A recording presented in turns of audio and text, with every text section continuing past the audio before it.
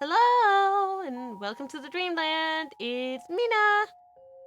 It's so nice to have you guys again. Hello, hello, hello, welcome. Welcome to Arson. Hello, welcome anyone else who might be hanging out. Um, yeah, today we are gonna play some more Bad Faith, the horror game that we started like 2 weeks ago, and then I got sick and couldn't continue it. I think it's a rather short game, so we might finish today. We might not. If you don't know, I just finished Gnosia with Mohi over on his channel last week. Well, so yeah, last week, yesterday, we finished yesterday. That's so exciting. Um, so with that said, I will have some more time on my hands now, and we're gonna do some exciting stuff starting next week. I hope. So yeah, let's just go. Today, my first drink of the night is some chamomile tea because I'm still recovering. Some tea with honey. So yeah, we're just gonna keep going. Where we last left off in this game, a lot of very scary stuff happened. And she had a weird, the protagonist, Magda, had a weird dream, and it's now morning. I rub my eyes gently. I push myself off of my mattress and swing my legs over the side of my bed. I ready myself to stand up, but instead of getting up and getting ready, I sit there. My feet dangle passively above the floor. Why did Nils make me see that dream? Relive their past. So, Nils showed us, how they got, caught by, Lady Amaris, was that her name? In the past, and got tortured and had their wings clipped off and other stuff. So, yeah. And showed it to Magda. They're still so strange to me. Yet, if what I saw was true, did Lady Amaris really do all that? Our food? Our health? Right, and the... It seems that Nils's blood has, like, Oh, yeah, I totally forgot. Thank you to Marlene for following! Thank you. Oh. How is the cutest sheep doing? I am doing better. I'm doing better, for sure. I am excited to keep playing. Sus! Sus! That's sus! Yeah.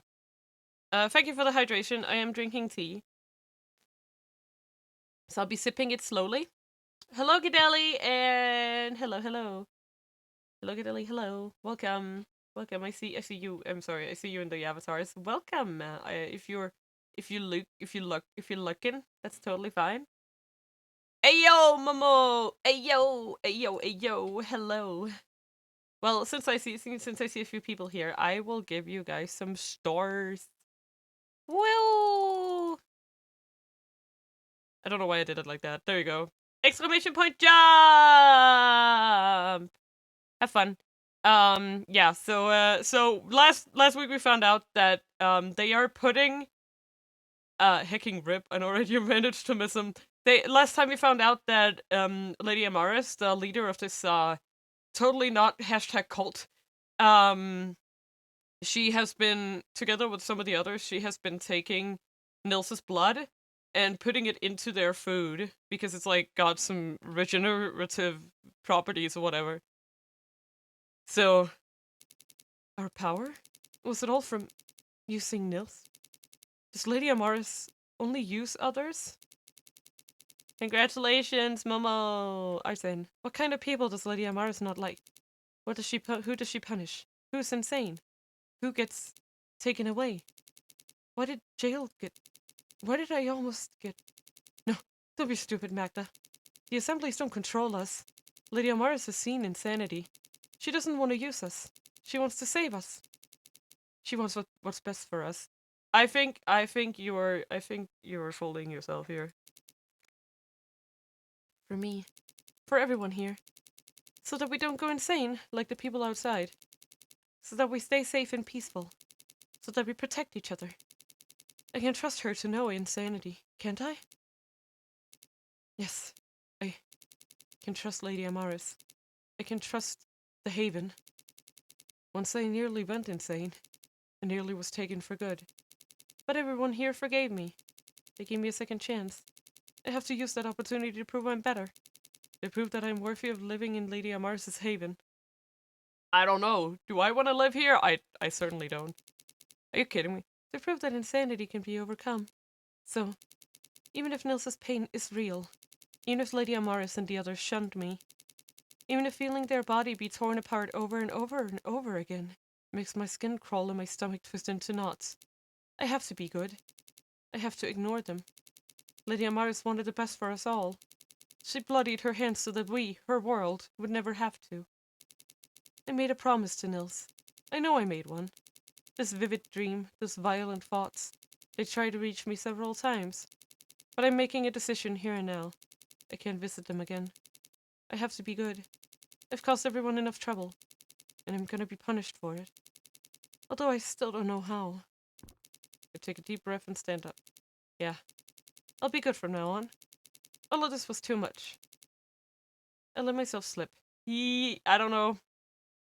Also, for anyone who's just like joining and doesn't know what's going on, her best friend already snitched on her. So all of this feels very, very pointless. I can't be tempted into insanity again. As I move about my dorm, collecting my things to get ready, I notice that Grace has left her bed. She probably went out early to work on her project. I hope she gets it done soon. Maybe I overslept. Yesterday was exhausting. Just to double check the time, I look at my alarm clock. Oh, it's 6:30 a.m. Thank goodness. It doesn't really bother me that Grace has left yet again. But I sure hope she's taking care of herself, what with all her work nowadays. Like, man, you're being very nice. At any rate, I'll be seeing her tonight. You might not. Ooh. Ooh. Ooh. As usual, I brush my teeth in the nearby bathroom and get dressed for the day. I smooth out my dress and tie my hair ribbons tight. Today, I'm gonna reinvent myself. Start from square one. For that, I absolutely need to look my best. But I soon find my mind wandering to the next event of the day. I wonder what will be for breakfast. I go through a mental list of the most delicious things the Haven kitchens have to offer. Maybe it'll be corn muffins with butter, or warm croissants with a side helping of scrambled eggs. Or if I'm lucky, pancake. Huh? Was that the assembly bell? No. No way. I must be hearing things. It's been too soon since the last assembly. Hasn't even been a week. There's no way. The bell rings again. My body freezes. Something bad must have happened. Something so bad that Lady Amaris and the sect has had to intervene. A violent shudder runs through my body. Oh no. No, no, no. Please don't tell me that this is what Eve was. I take a deep breath to recenter myself. No, it's not. It can't be. Even though Lady Amaris and the other heads respect Eve, I don't think they take her word alone for granted. Besides, I don't think she has any evidence. Right? She has the diary. Oh, God. Yeah. Yeah, I should be safe. This assembly is probably about someone else. I straighten my bag and make my way out of the dorm. Confident save, guys. Anxious thoughts swarm my brain. I push forward, muttering to myself as I go. This isn't about me. This isn't about me. This is not about me. Outside, I see some other members walk toward the assembly hall. They seem just as confused as I do. And I realize I'm not alone. That relieves me, if only a little. This isn't about me. Well, whatever happens within this assembly, this isn't about me. I'll have the haven to fall back on. I'm still fed and clothed and seen as an essential member of the community, even if most people don't like me. This isn't about me. Yeah, that's why I love this place. This isn't about me. The denial is strong. I'm actually eating dinner before midnight park. Oh my god! Yay! That's good, babe. In a world filled with insanity. This isn't about me. The Haven is a sanctuary. This isn't about me. I'm fortunate to have been born and raised here. This isn't about me. This is a privilege few have. This isn't about me. I'm happy that I live here. This isn't about me.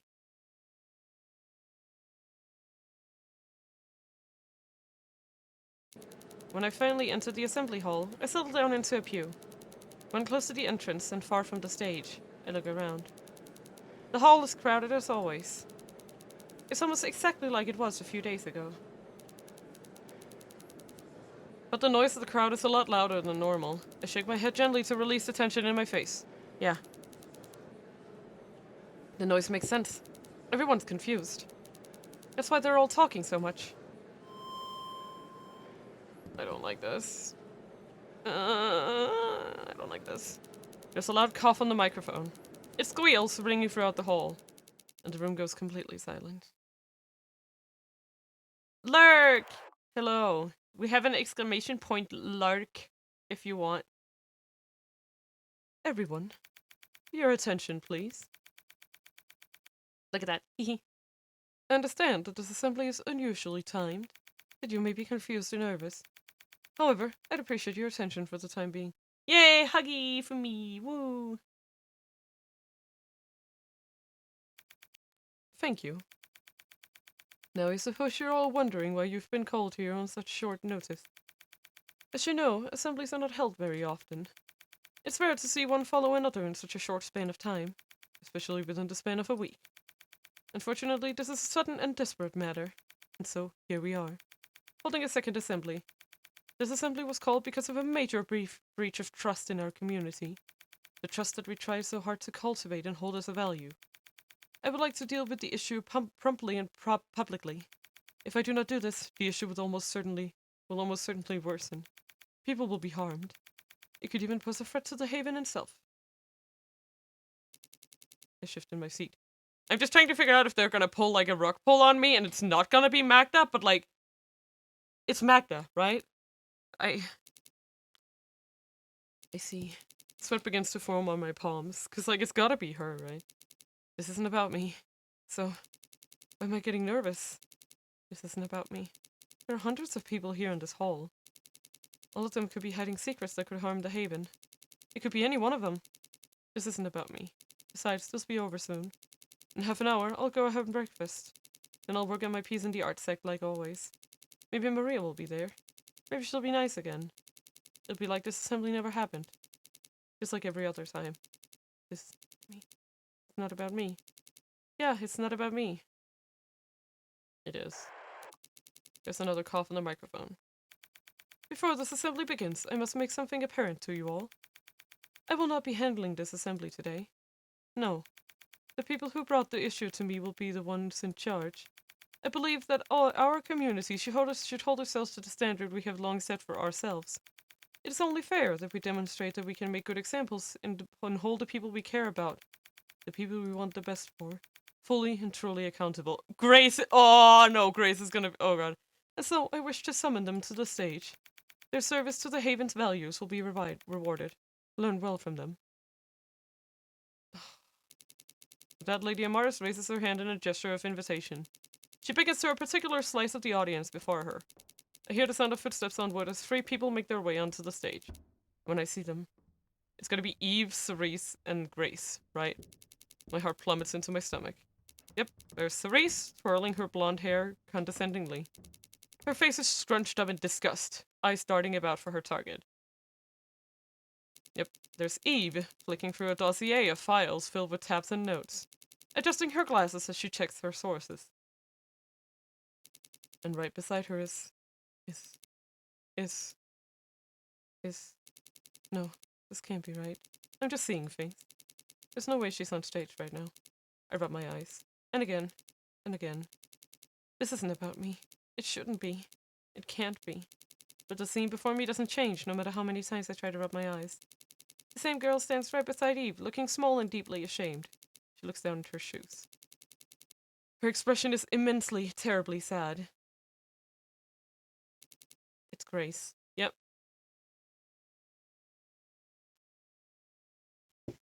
I'm having a, I don't know. I'm processing this. I'm processing this right now.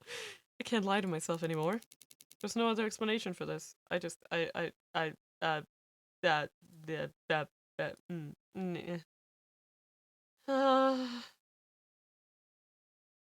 I don't know anymore. I have no idea where this is gonna go. This is about me. There's no way it could have been about anyone else. I don't know how Cerise, even Grace, found out. What exactly do they know about what I did? I'm only certain about one thing alone. I'm the center of this assembly. Oh. The Emmett Momo. What a time! You're just like in the middle of this extremely serious scene. I'm gonna request. I'm sorry. Okay, it's fine. Fine. Yeah, yeah. You know everything about the timing. Okay. Well, what kind of ara do you want, Momo? Let me know and I will do the ara for you. I can do a few different ones, so just let me know. The sexy one. I don't know what is the sexy one. Is that the more deep one? Do you want like the more masculine ara or do you want like the do you want like the ikemen one?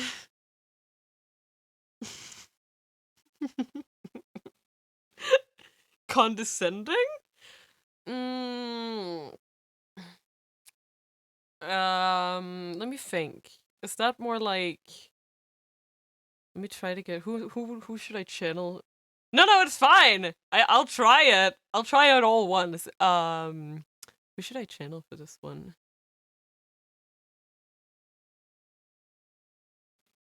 Ara.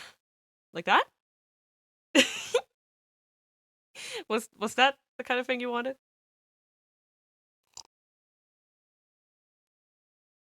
Lucan, go Google it. Did that work?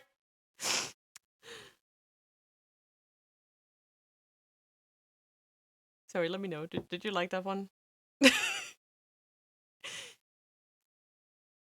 Thank you. Okay, nice. You can always request it another time.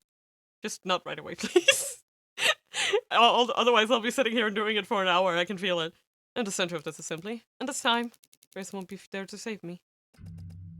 Dear Haven, I must stress that I, and all others on this stage, take no pleasure in punishing our fellow members, regardless of who they are or the nature of their actions. You have 10k points. Exactly. Punishment must always be viewed as a necessity to maintain our safety, not as a means to threaten or harm one another. Without strict consequences for dangerous actions, the Haven would have fallen to the same vices of the outside world long ago. This is why the assemblies exist. With that in mind, allow me to explain what we know happened. 3 days ago, the member responsible for this breach of trust began her activities, immediately after the previous assembly held this week. The timing alone is highly suspicious. Perhaps the assembly roused her dissatisfaction with the rules we hold here. Prompted her to lash out, so to speak, and her irritational desire to strike back at her own community. Our perpetrator traveled outside, beyond the permitted boundary. If she had only stepped out briefly, this assembly would have never been held, but she kept on walking. Her journey was so long that it was unlikely to be accidental. No, everyone. It was an intentional breach of the Haven's boundaries. To further add insult to injury, our perpetrator trespassed into a forbidden zone, one that only the sect heads and Lady Amaris could enter. There, our perpetrator committed an act so taboo that it would put the entire Haven in danger. That is, if we hadn't intervened. And yet, the most terrifying act our perpetrator committed was returning a day later, traveling outside, trespassing forbidden zones, committing taboos once again. If she had done it once, we could have forgiven her after severe punishment. But our perpetrator's repeated actions have made something abundantly clear. She does not truly love our community. Within her heart, she holds hatred for the Haven. Yep. Hatred. Hatred. For the Haven? No. What? I'd never. I don't hate the Haven at all. What the hell would she think that? Without thinking, I stand up. Everyone else stares at me from their pews. No, Eve. I'd never hate the Haven like that. Never! Fists tensed and teeth grit, I squeezed past the other people seated in my pew, keeping my eyes on the stage. I marched my way up the aisle, right up in front of Eve. From the audience, the entire Haven stares back at me in dead silence. Yeah! Get some fucking backbone, Magda! Yeah! I'm fully supportive of this. Give her what she deserves! The soundless air is punctuated by a few whispers. I don't care. I don't care what they have to say about me. Most of them never liked me to begin with. But even so, my thoughts are my own. I'm tired of Eve assuming things about me. Even if I am the culprit. Why should I sit and let myself take this crap? Eve, I've always loved living here. I was born and raised in the Haven. This is and will always be my home. I love being here. I love making things. I love taking in the endless beauty of our forests.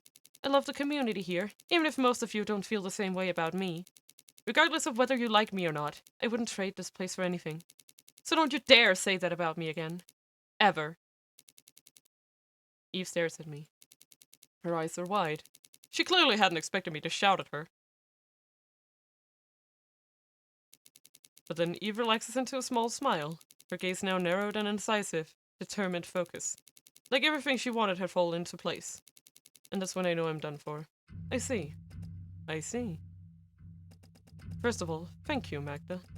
I thought I'd have to drag you onto the stage like my previous culprits. But you did the work for me. Thank you. Everyone, Magda did something in service of the Haven for once. Let's give her a hand, shall we? Man, she is a bit... I hate her. The whole audience bursts into raucous, sarcastic applause. They sense a bloodbath incoming. I'll try to ignore it. Alright. That's enough. Eve waves a hand to quieten everyone, looking onward. Ahem. Forgive my sudden excitement. Now, Magda. You spoke passionately. To some of the more weak-minded members of our audience. You might have even convinced them that you were a good person. Yeah, and this is where the diary comes in. But you know what I think. Every word out of your mouth is a poisonous lie. If you truly felt fortunate to be a member of the Haven, you should have known that the boundaries outside are for our safety.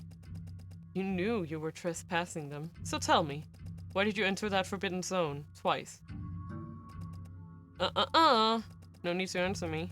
I already know. You knew what you were doing, Magda. You just didn't care about your community. Ugh. Damn it. I knew she'd put pins into my outburst as soon as she heard it. I guess I should have expected that. But you know, Magda, your little adventures aren't the only reason you're here today. I'm sure everyone's curious about that other thing you did to hurt your own community. Something someone who felt fortunate to be here would never dream of doing. So, if you really love the Haven, Magda, why would you pick up the pen again? Let alone write things that could have hurt us all? Yep, this is where the diary comes in. The audience begins to whisper frantically. What? They know! Ah! I can't. Oh my god, no.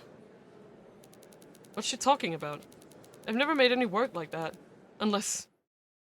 This is where Grace... I suppose now's a good time to pass the baton to our second investigator. Cerise, if you'd like to come out with the other piece of evidence. Eve gestures to Cerise, who stands further back on the stage. Cerise nods and steps forward. Oh my god. There's something in her hands. I can't see what. As she makes her way towards me, she flashes a wicked smirk. My stomach drops. Within the next few minutes, I know I'll be humiliated in front of the entire Haven. By this point, the audience's whispered have turned into loud conversation once more. They hum with excitement, fear, and anger. Alright, everyone. I know you're all excited about what's coming next. Believe me, I feel the same way. But please, all eyes on me. The audience quiets down and hundreds of gazes focus on Cerise. Ah, this ain't good. Oh my god, I can't. Good. Now that I have your attention. Wanna see what the liability got up to in private while we weren't looking? Huh? Oh god, I hate her. I can't, like, she's just like... She's making me wickedly uncomfortable. I can't even describe it. It's like, visceral. Ugh. The audience gives a loud, raucous roar of enthusiasm. A few whoops and cheers pierce the air. Allow me to show you the ultimate proof that this girl's a Fred. Yep, the diary. In one swift gesture, Cerise whips out something from behind her back. Ah, thank you for the follow. Thank you for the follow. I wonder why it didn't. Oh, there it is! Nandadan! Thank you for the follow, Nilo Cortex. Thank you. Thank you, thank you. I appreciate it.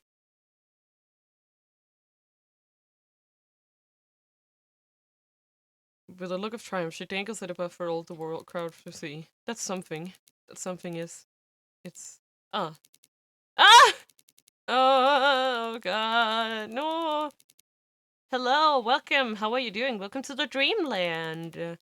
How the hell did she... How the hell did they... How the hell did they all get their hands on my diary? That's personal! They can't! No! Oh, God. I don't like looking through other people's stuff at the best of times. Oh, she does. Oh, she does. But man, oh man, this was a special exception. Take a good look, everyone. See for yourself how fucking disgusting she is. With that, Cerise flings my diary into the crowd. The audience goes into an uproar. A girl catches the book mid-flight and yanks it down to earth. The other girls swarm around her like horseflies to flesh and watch as she begins to turn the pages. They want to see what's inside. But also, yeah, this is, so what I find very interesting is that, oh, they're like, this is so damaging and could corrupt everyone. And then she's like, let me just show you. I think it's so bad, but I'll show you. You want to know the sinful things I've written and drawn? You want to gawk at my innermost thoughts and parade them around the island? How ironic that these dangerous things were now okay to look at. Yeah, exactly! This is such oh my god. I'm sorry. I'm ranting way too much about this. Like, isn't it interesting how they're like, they are going through such measures to prevent them from seeing, I don't know, violent video games, who the fuck knows what they're hiding. But then they're like, here, let me show this girl's intrusive thoughts about sex and violence, because that's totally something that'd be okay for you to see, because now it benefits me. It benefits me that you look at it. Bah, I'm so mad. But in the name of justice for the Haven, I guess anything went. I know, right? Even if seeing, reading, or learning about the things I wrote normally warrants a harsh punishment. Rules for thee, not for me. I have to pry it out of their hands. I have to run up and get in the middle of that crowd and take it back. I have to. I rush forward. Cerise jerks me back, putting me into a headlock. Typical contradictions. Yeah, it's almost like they're trying to represent a religious cult in this game. No. I struggle. I kick against her. I punch her. I have to get out. I need to get out. Please get me out. But Cerise's grip is a powerful vice. She sneers and wrenches the side of my head outwards, putting her face against it. I can feel her hot breath against my skin. Not so fast, pervert. I saw everything. What you wrote. What you drew. You really think you're untouchable, don't you? That you can get away with what you said about me and Eve? That you can reduce poor sweet Maria to your gross fantasy? I can't just let someone like you do whatever the hell you want. Me and Eve, we took the time out of our busy schedules to help you. To get you back to normal again by beating the shit out of you, because that's normal. All those punishments, those conversations, those encounters, all gone to waste on you. A disgusting, degenerate freak. I want her to shut up. I wanted to loosen her death grip, latched tight on my neck. I want her to stop squeezing my throat shut with her oafish hands. But I can't. I can't even fight to breathe properly. Because I'm listening to the crowd. Because I can't stop hearing what everyone else is saying about me. Yikes, I didn't know she wrote that gross shit about Maria. Maria, of all people! How dare she make girls like us look bad, pursuing her forbidden desire for a head? How dare she? Ava, hello! Oh, thank you. Thank you. You're from... Okay, hello. Welcome, Ava. Thank you. Thank you, thank you. I'm glad you are here. I'm glad you are here.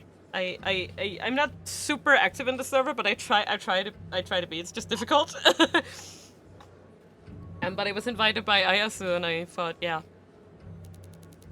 I was trying not to associate with her back when she was in the writing sect.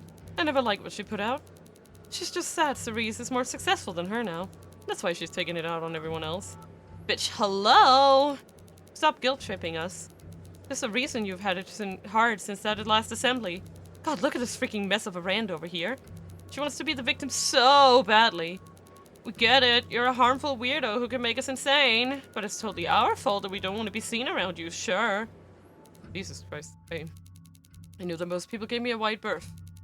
That nobody wanted to be around me anymore.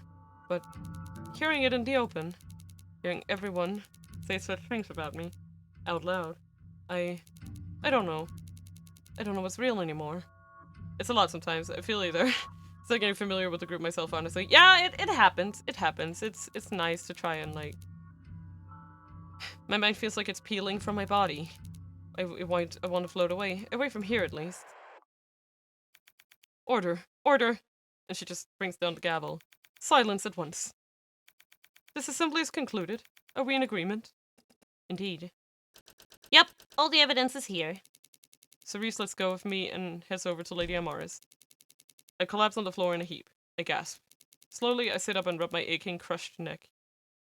Order in the Court Haven, please! Yeah. And Grace? You haven't said a word this entire assembly. Would you like to share anything else? You were a great help in bringing this all to light.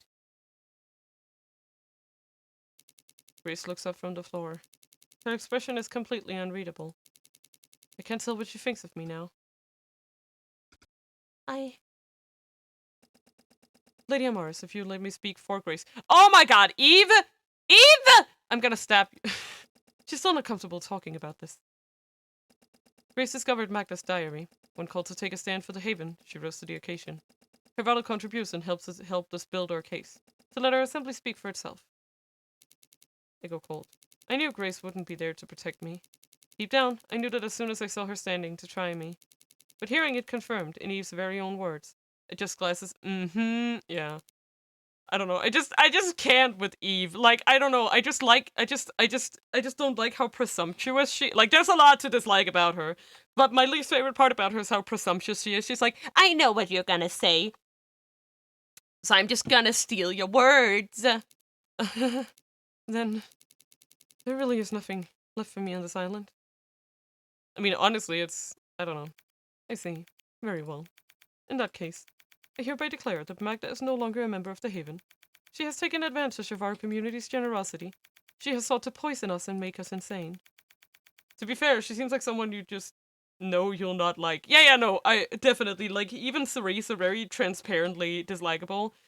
If you want to know, there was a previous assembly about this character, Magda, the main character, and you've also seen it been mentioned here, and what happened after that was that Cerise, the tall blonde girl, took her out back and beat the shit out of her.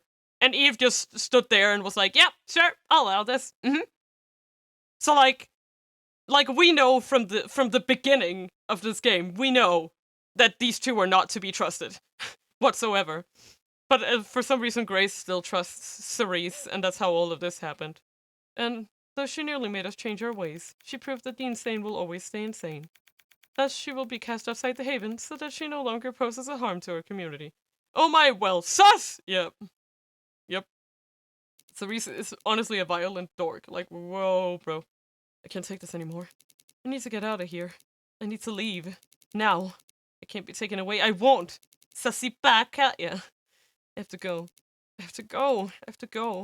I stand up. I dash for the exit. But as I rush forward, a wall of uniformed girls and women all block my path. I'm caught again. The audience surrounds me, full of punishing intent. Countless hands reach out and push me down, forcing me to the ground. They pin me as I punch and kick and scream, struggling against the crushing weight. I think we might be taken to that facility. If feet kick at my body, hands swat and slap and punch. Voices scream and yell and curse. This place needs some rules on consent! I know. By the way, Ava, if you want another avatar, you can go down below on PC in the panels, and there should be like a stream avatar thingy. You can be Kirby or a Vocaloid. I have to try to escape, even if the odds are slim. Even if the odds of winning are near to none.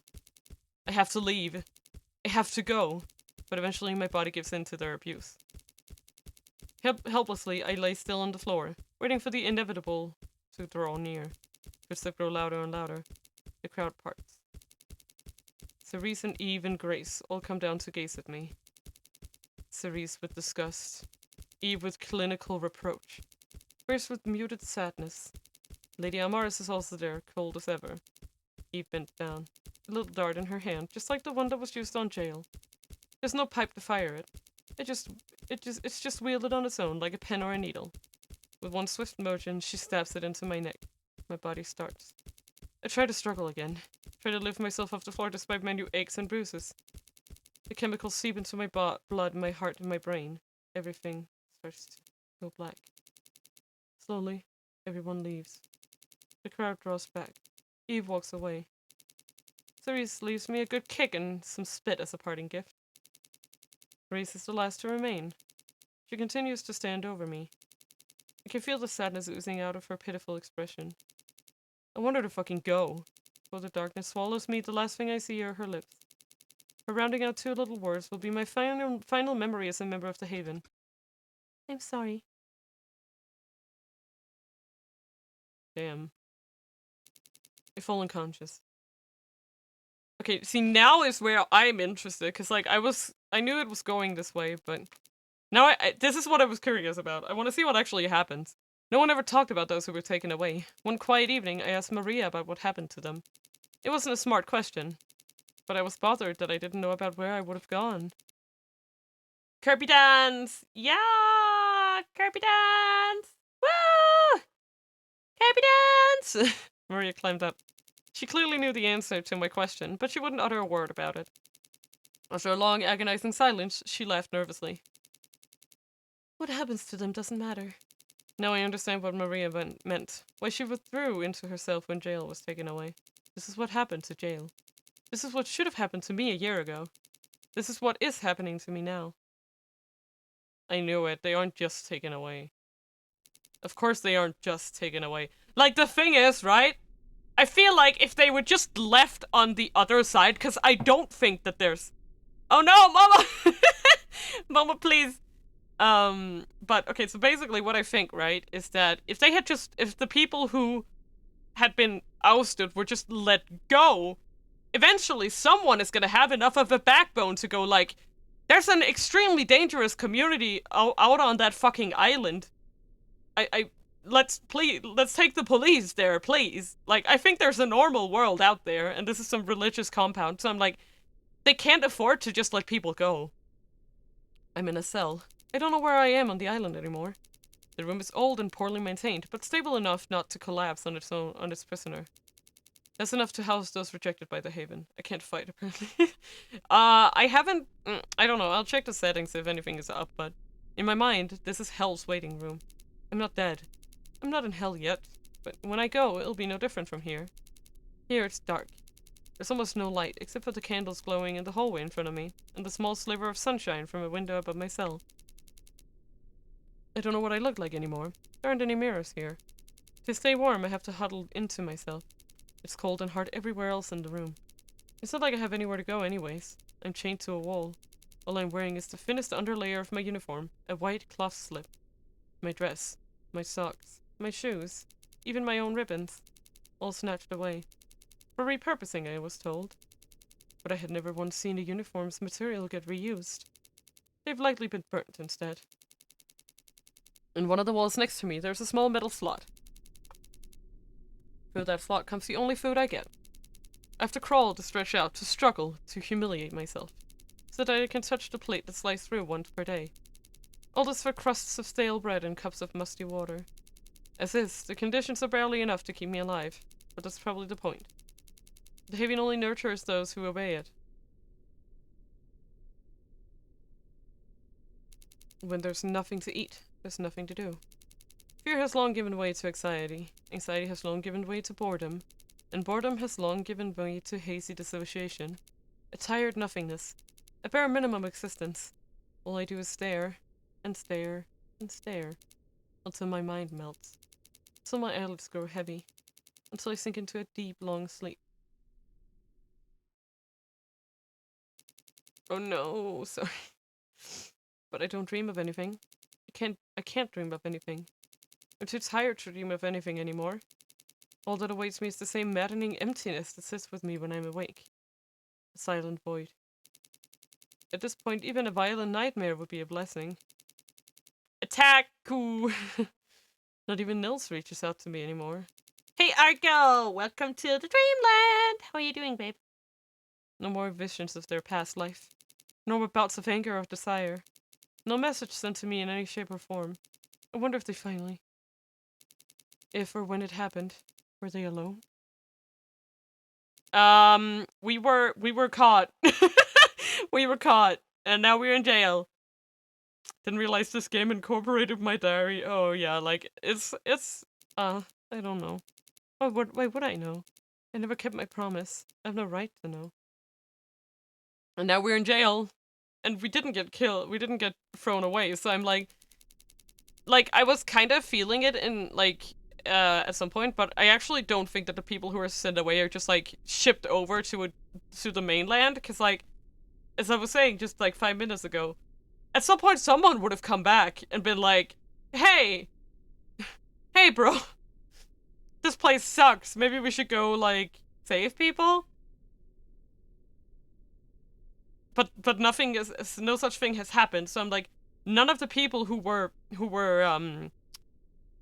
expelled from the Haven, I don't think they ever go out. I think they're left in a prison to rot, and we're getting that confirmed, so. It's like when I first woke up here, the sect heads and Lady Amara stood outside my door. Of course, Lady Amara didn't want anything to do with me. I was no longer a member of the Haven. To her, I was no longer a person, sitting here slumped on the cold floor, like trash tipped all over. She had more important things to do, and as quickly as she came, she went back to her quarters. The three sect heads were assigned to me in her stead, to monitor me. This reminds me of the anime Promised Neverland. I don't know a lot about that show. So, but maybe. I mean, I would say anything that has like a vaguely sort of cultish vibe would be like this kind of game, you know? Because like this is the whole concept, right? It's that a place that's like, this is heaven, and it's the most beautiful thing ever, and nothing bad ever happens, and we are right. And then they have like these violent expelling rituals where anyone who speaks against it is violently and like publicly shamed and humiliated and assaulted and then thrown away to keep everyone in line, right? It's perfect, except when you don't, when you aren't, when they don't like you. Those heads were the very people who accused me.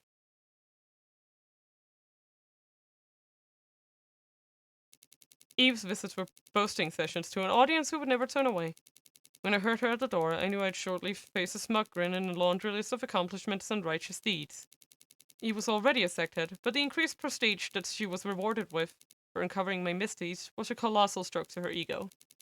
The research sect gained more attention and resources, and her projects became highly elaborate. After long being overshadowed by the art and writing sects, the research sect was finally recognized for its importance to Heaven society.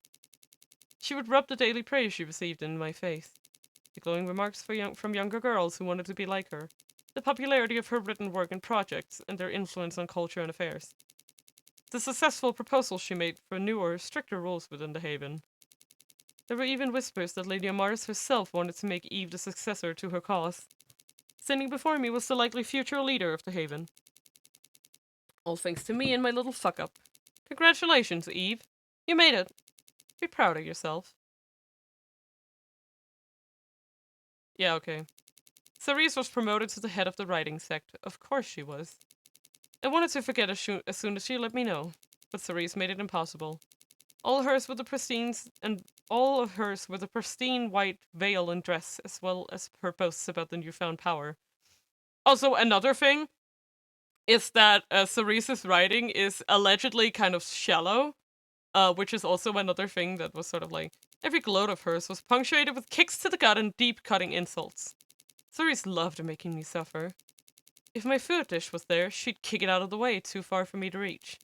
I quickly learned to lick my plate clean as soon as the food came. She'd read segments from her books and have me recite them. Less than exact repetitions earned me a slap to the face. Sometimes she'd hurt me for mistakes that didn't even happen.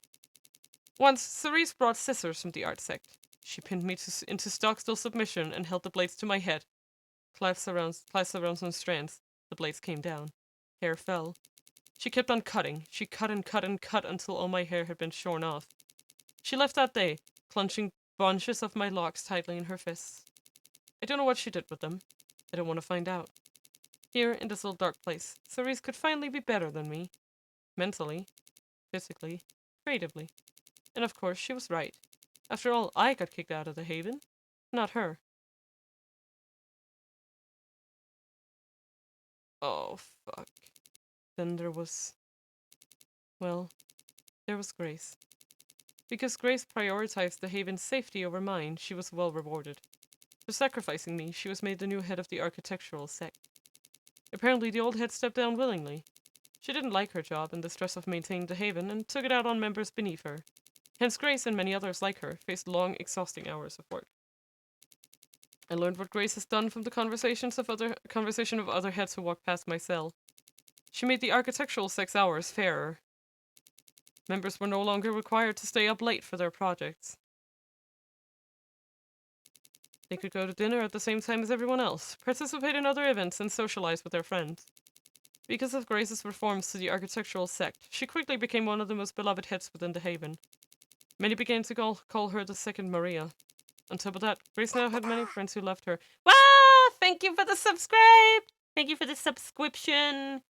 I hope you enjoy your emotes!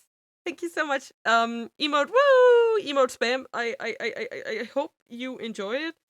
And we have some emotes for your perusal. You can check them out. Thank you so much. I appreciate it. On top of that, Grace now had many friends who loved her, now that I wasn't keeping them at bay. Of the three heads, Grace visited me the least, but her visits were always the most devastating for me. Whenever she came, Grace simply stared at me through the bars of my cell door. Clothed in the white dress and veil of her new power, her face always crystallized in a tragic expression. Her eyes shone like the polished glass, her eyebrows quirked up and her lips pursed, like she was on the verge of tears. I knew she wished that things had been different. If only you'd restrained your emotions, had suppressed your curiosity, had destroyed that diary, we could have still been friends, Magda. Her face said all these things, each and every time. She hurt me the most. I was used to Eve's condensation. I anticipated Cerise's violence, but I couldn't stand Grace's pity. She hurt me the most. She betrayed me, took my diary and showed it. Exposed me for who I was and what I was doing, but I betrayed her too, by staying myself. I wanted her to punish me. I wanted her to walk up to me and scream so close to my face that my eardrums would ring, to boast to me loudly, to tell me how much better her life was since she threw me away. I wanted her to tear out the tufts of hair that remained on my head until my scalp bled from the force. Yeah, I like my emotes too. They are very cute. I wanted her delicate hands to choke me until my face turned blue. But of course, Grace would never do any of those things. I know these things. Yeah, it's like I can sort of like relate to how this feels, because you're like it would be like, because what Magda is feeling here is, right, it would be much easier for me to process mentally if you would just be angry, you know, if you'd just be angry with me. She couldn't. Grace was a nice girl who sat and stared sadly until her eyes bore into my soul. Of all the heads, I hated her the most.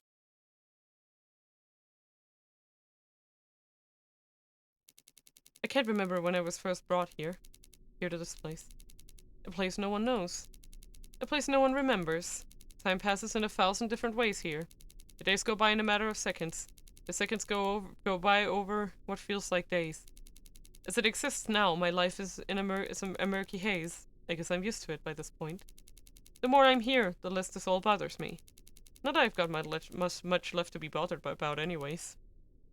Well, there's one exception. In the Haven, no one talked about those who were taken away. Speaking about them was discouraged.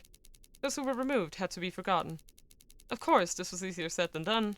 When a friend or lover was lost, people wept and yelled in secret. Once strong teams of creatives, architects, or researchers fell apart when a key member was taken away. Grief was groundwater running deep beneath the Haven. Like with Jael, who had been lost, and Maria, who had been left behind. Losing Jael had affected Maria deeply. She became distant and sad, all while carrying out the duties of a head. all while pretending her best friend never existed. I keep on thinking about this. It must have been tough for her. No, I know it was. I wonder what Maria's doing now. Is she still guiding everyone back in the art sect? I wonder how their projects are coming along. I hope she's still working on her own art too. She stopped a while back to help the members of the art sect with their projects. But I hope she'll soon be able to make her own projects again. At least I know she'll always be bringing beauty to the Haven. Even if I'm no longer there to appreciate it. I hope she doesn't forget me, even though she never understood my world. Even though she was harsh to me the last time we talked. I hope she knows that in the end, I never minded. That I'll always care about her. I hope she's kept my sketches somewhere safe. That somehow she's preserved them. I might as well say it. I love Maria. Out loud, I mutter 3 words she'll never be around to hear. I'll never paint with her again. I'll never see her again. I'll never be with her again. My throat clenches. I whimper. I'm scared that she'll forget me.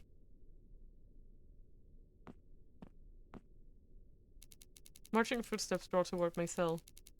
Someone heard me cry out. Whoever they are, at least they'll be a distraction from this terrible, twisting feeling in my gut. I rub my eyes. From the floor, I look up and face Cerise. So the PJ Sekai problems, getting easy full combo on Leia 18, but can't even go alive for Hellsong on Expert 25. I mean, like in Sekai, the biggest jump is between hard and expert. I don't know why it's so intense. Sometimes, like, it's not all of them, but a lot of them. Ugh. What are you whining for? I have to find out for myself? Her key rattles against the gate of my cell. Great! Here comes another round of punishment, Cerise style.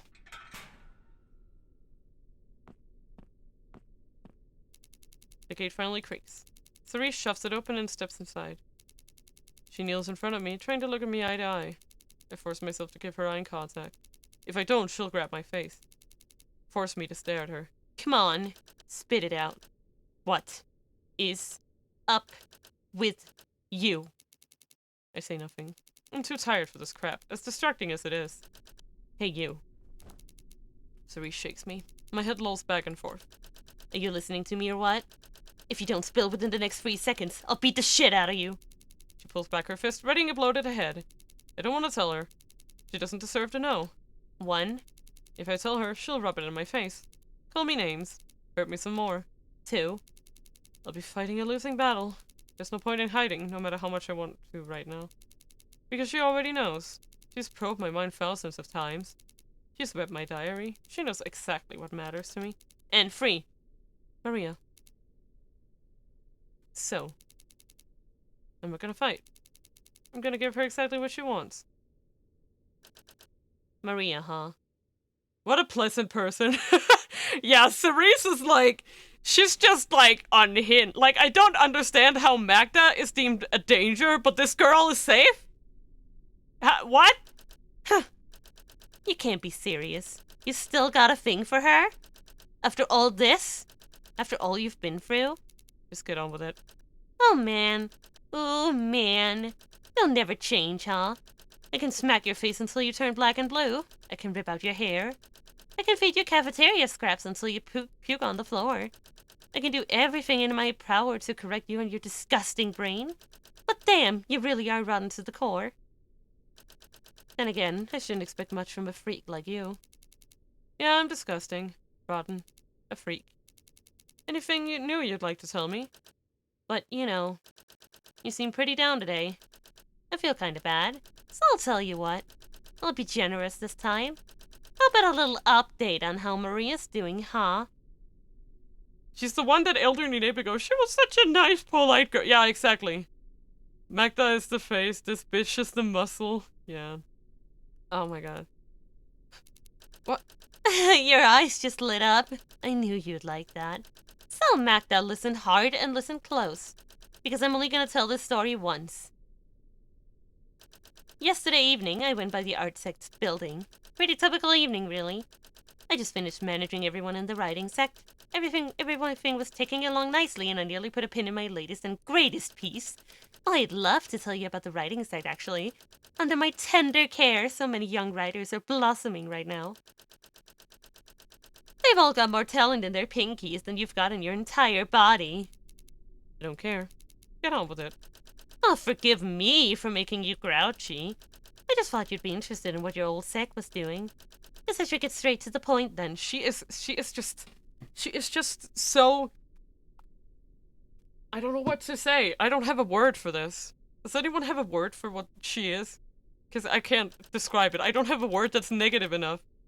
I don't think this bitch is capable of tender care. I know. Anyways, I saw Maria right outside the ArtSec building, just struggling to carry some huge black bag. Naturally, I had to ask my fellow sect head all about it. Psychotic. I don't know. That doesn't... no. I don't know. And she told me that she was getting rid of garbage lying about in the studio. Of course, I had to see what was inside. Not that I don't trust Maria, but you know. Gotta see if anything dangerous was there. Safety first and all. It's a thing between us sect heads. Not that you'd know or anything. And believe it or not, she was more than happy to show me. So she put the bag down and let me take a look through. When I opened it, I found a whole bunch of sketches. Crumpled, stained, and ripped ones. Ones that had all sorts of colorful birds, beautiful flowers, and elegant trees on them. They were adorable. It's a real shame they were going in the garbage. You're gonna be that look, Cerise? Please. Please tell me you're joking. Maria let me have a good long look at everything she was throwing away, in case anything caught my eye. Now, when I was sifting through the trash, I found one super cute sketch. I wanted it so badly. So I asked Maria if it was okay to have. And believe it or not, she let me keep it. So now I've got a nice little gift for my favorite liability. A souvenir from your old home, if you will. Here, catch! Cerise tosses a crumpled ball of paper at me. Without thinking twice, I open it on my lap. It's a sketch I did for my painting. The painstakingly penciled little birds have smudged against the tiny folds of paper. All that remains are small, shapeless blurs of graphite. Do you like it? I saw it and thought of you. I feel my stomach twist. No. Cerise just wants a reaction out of me. Maria would never do that. She wouldn't. But... narcissistic, delusional... I think narcissistic is better. Like, she is... yeah.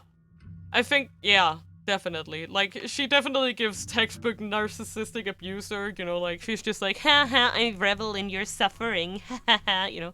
But my ears are still stinging. My throat's still gumming up. My lips are still trembling. Why? Oh, you're crying. So you didn't like it? Well, that's okay. It happens. Here, let me make you feel better. In one swift movement, Cerise snatches my sketch away from my lap.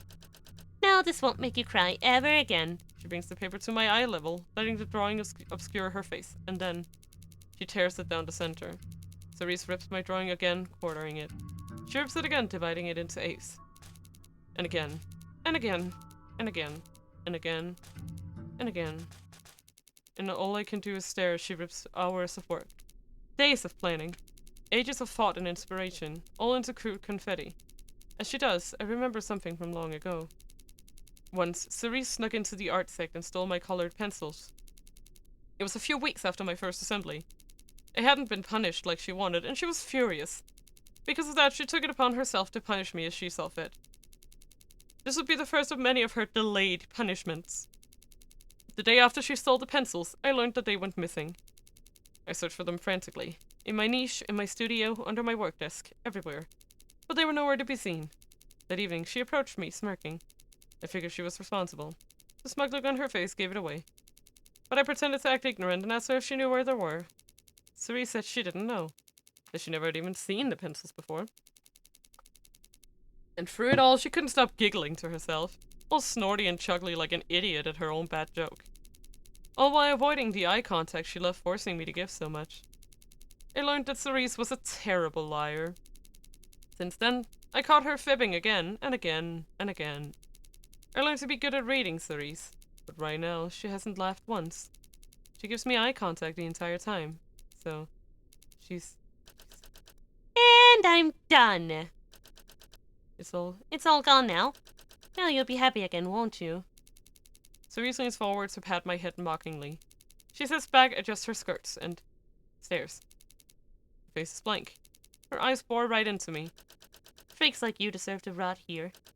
Keeping you in the haven would have been dangerous for everyone. That's why I'm glad. Let itself like Maria learn to forget you. Therese stands up again. She wipes her pristine sect-head uniform, letting a puff of dust fall to the cell floor. Ugh, prison dirt. Fucking gross. Without another word, she leaves and locks the cell door behind her. Please, if anyone can hear me, kill me. Do it now. I curl up into a tiny ball. I don't have the energy to cry anymore. I don't have the energy to do anything anymore. I'm gonna be here, alone, forever. Slowly my breathing becomes shallow. My body grows heavy. My surroundings go dark. I don't want to wake up again. Jesus Christ. That was, oh god. Could you guys hear that? You probably can't. There's some crazy wind going on here today, and I have this, whatchamacallit? It's, like an air conditioning unit. And when the wind is really intense, you can just hear whoosh going through it. Okay.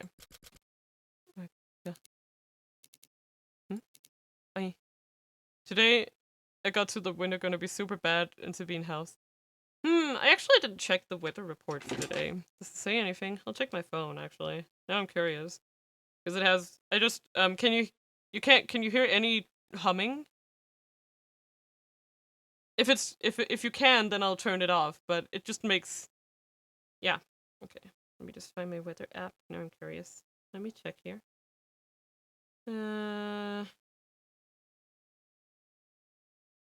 Here to 27. It says 42 kilometers an hour. Is that fast?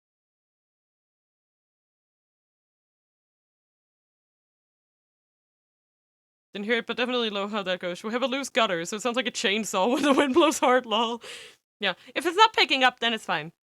Was it today? Yeah, it might be the reason why my head feels like exploding. Okay, but I'm glad it's not picking up. That's nice. I hear something. No. It's just my mind. It's nothing. Magda. Again, that voice. There's definitely a voice here. Calling for me. But who? Magda. It's me. I know you can hear me. There's no doubt now. That voice. The voice that cuts through my hazy mind like a blade. That's the nuisance of my tongue waiting to be called. Nils?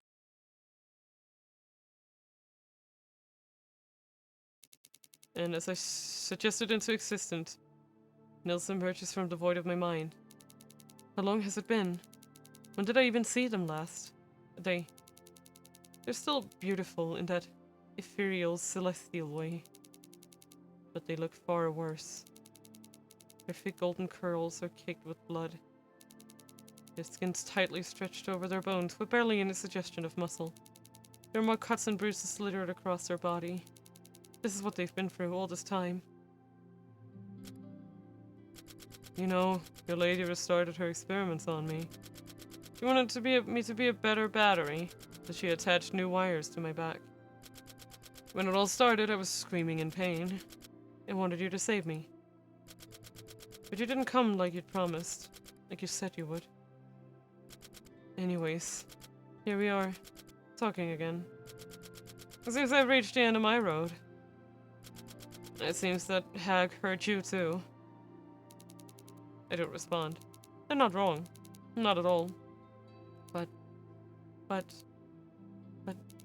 the more I think about it, the less I can come up with an excuse. Yeah. Even though Cerise and Eve did this to me, Lady Amaris gave them the freedom to make me this way. Oh. Oh, Magda. You must feel so conflicted right now. After all this. After all you've been through.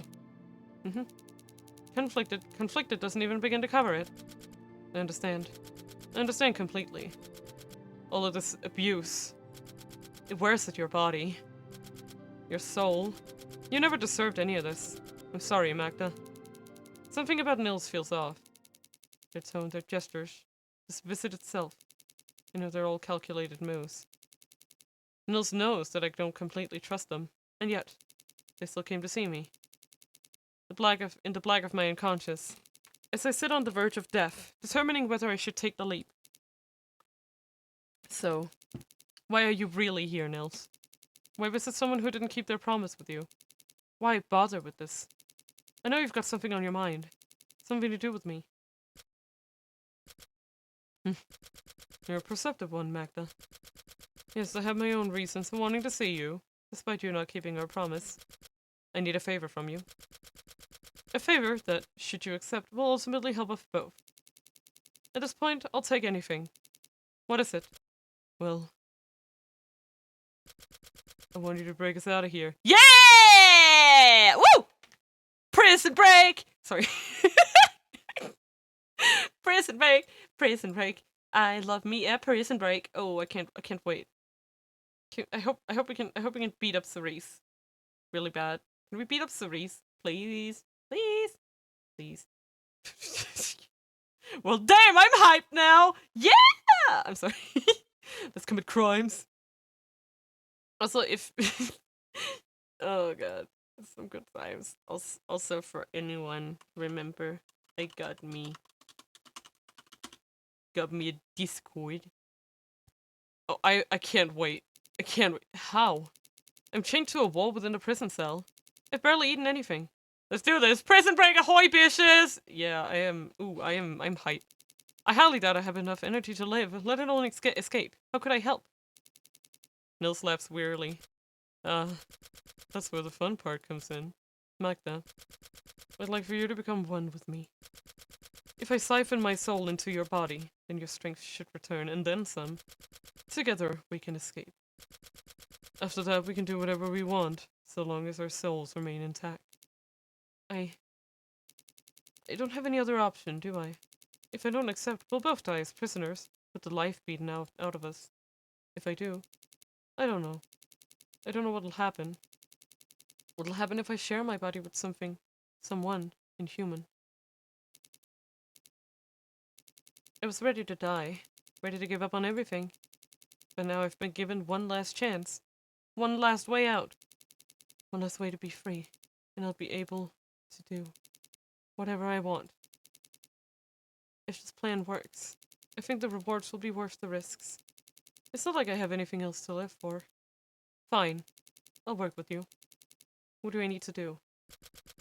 Ah, excellent. I'm relieved you came round to it. It's simple, really. We'll form a covenant. Nils offers their hand to me. In the center of their palm, there's a gaping, bloody hole. And one of Lady Amara's punched it through. I'll try to ignore the wounds as I clasp their hand. Nils pulls me flush to their chest. I can feel their firm embrace. Their formerly strong muscles. Their fading warmth. They whisper something into my ear. The words are mysterious. They're in an ancient language, one I can't speak. Can't comprehend. But I know that every word is filled with power. I can feel it. I'm not gonna attempt that. We're just gonna be like... I'm not even... Nope. I wonder if you can, like... I wonder if, like, either it's, like, a real language, or it's, like, like a cipher. But I'm not gonna attempt it. I feel like there's a powerful message hidden in there, lol. The words are finished. Yeah. Nils pulls back, releasing me. They dissolve into the darkness. A beautiful mirage fading away. Ancient prison break text! Yeah. And then nothing. No. Oh my god!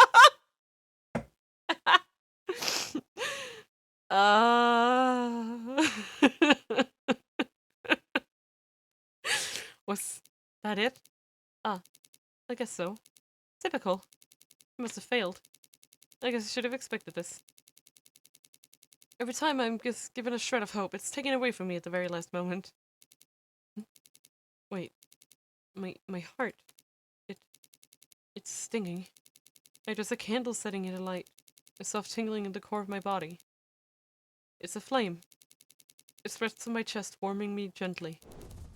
It's a fire. My torso is burning. I begin to sweat. It stings. Worse. Worse and worse and worse. It's an inferno. My entire body is set alight. Uh-huh. Oh god. Oh god. Oh no. And yet, it doesn't burst. At all. That was too much for me.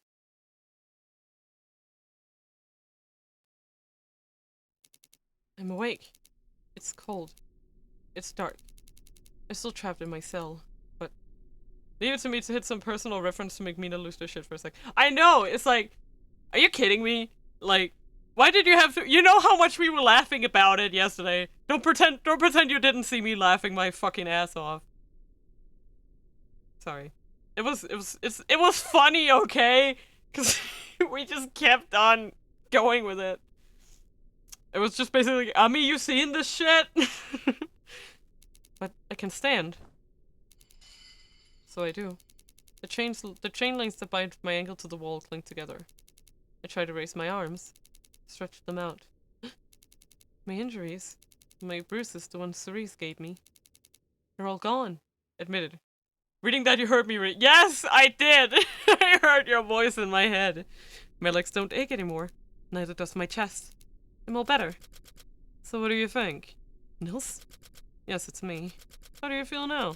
A lot better, I imagine. Well, thank you. That was very thoughtful. Oh, there's no need for that. This covenant was always going to be my last resort. I'm glad you made it possible. Now, give your manacles a little tug, won't you? Do as I'm told. I expect to feel only the clinking resistance of my cuffs and chains. After all, I am working with my bodily strength. It won't get me out of here. Ching! But as soon as I pull the end of the chain that pins me to the wall, the bolt that it's secured to budges. With another gentle flick of my ankles, the bolt is torn out of the wall. What the? Ha! So you did receive my powers. Wonderful. Just wonderful. I was worried your weak little body wouldn't be able to handle them. Now getting out of here will be so much easier. Aren't you excited? Yeah. Thank you, Nils. Thank you. You see, Magda, when those loners stick together, everything works out. Now why don't you get us out of this awful place once and for all? Right. You're right. Let's make a break for it.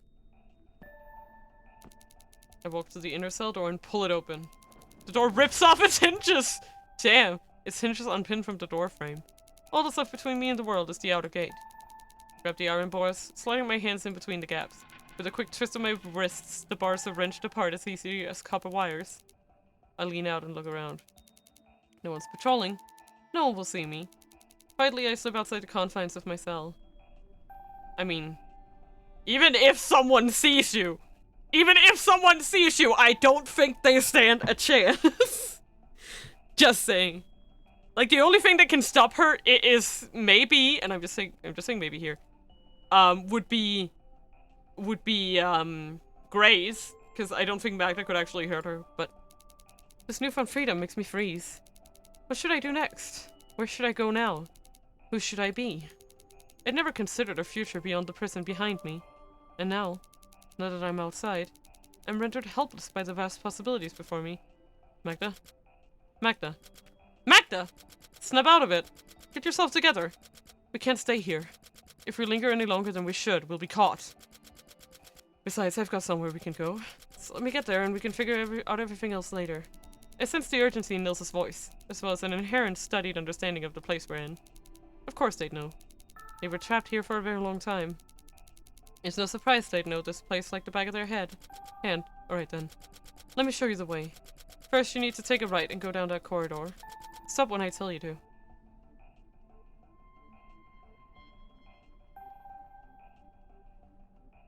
Or should we hear again?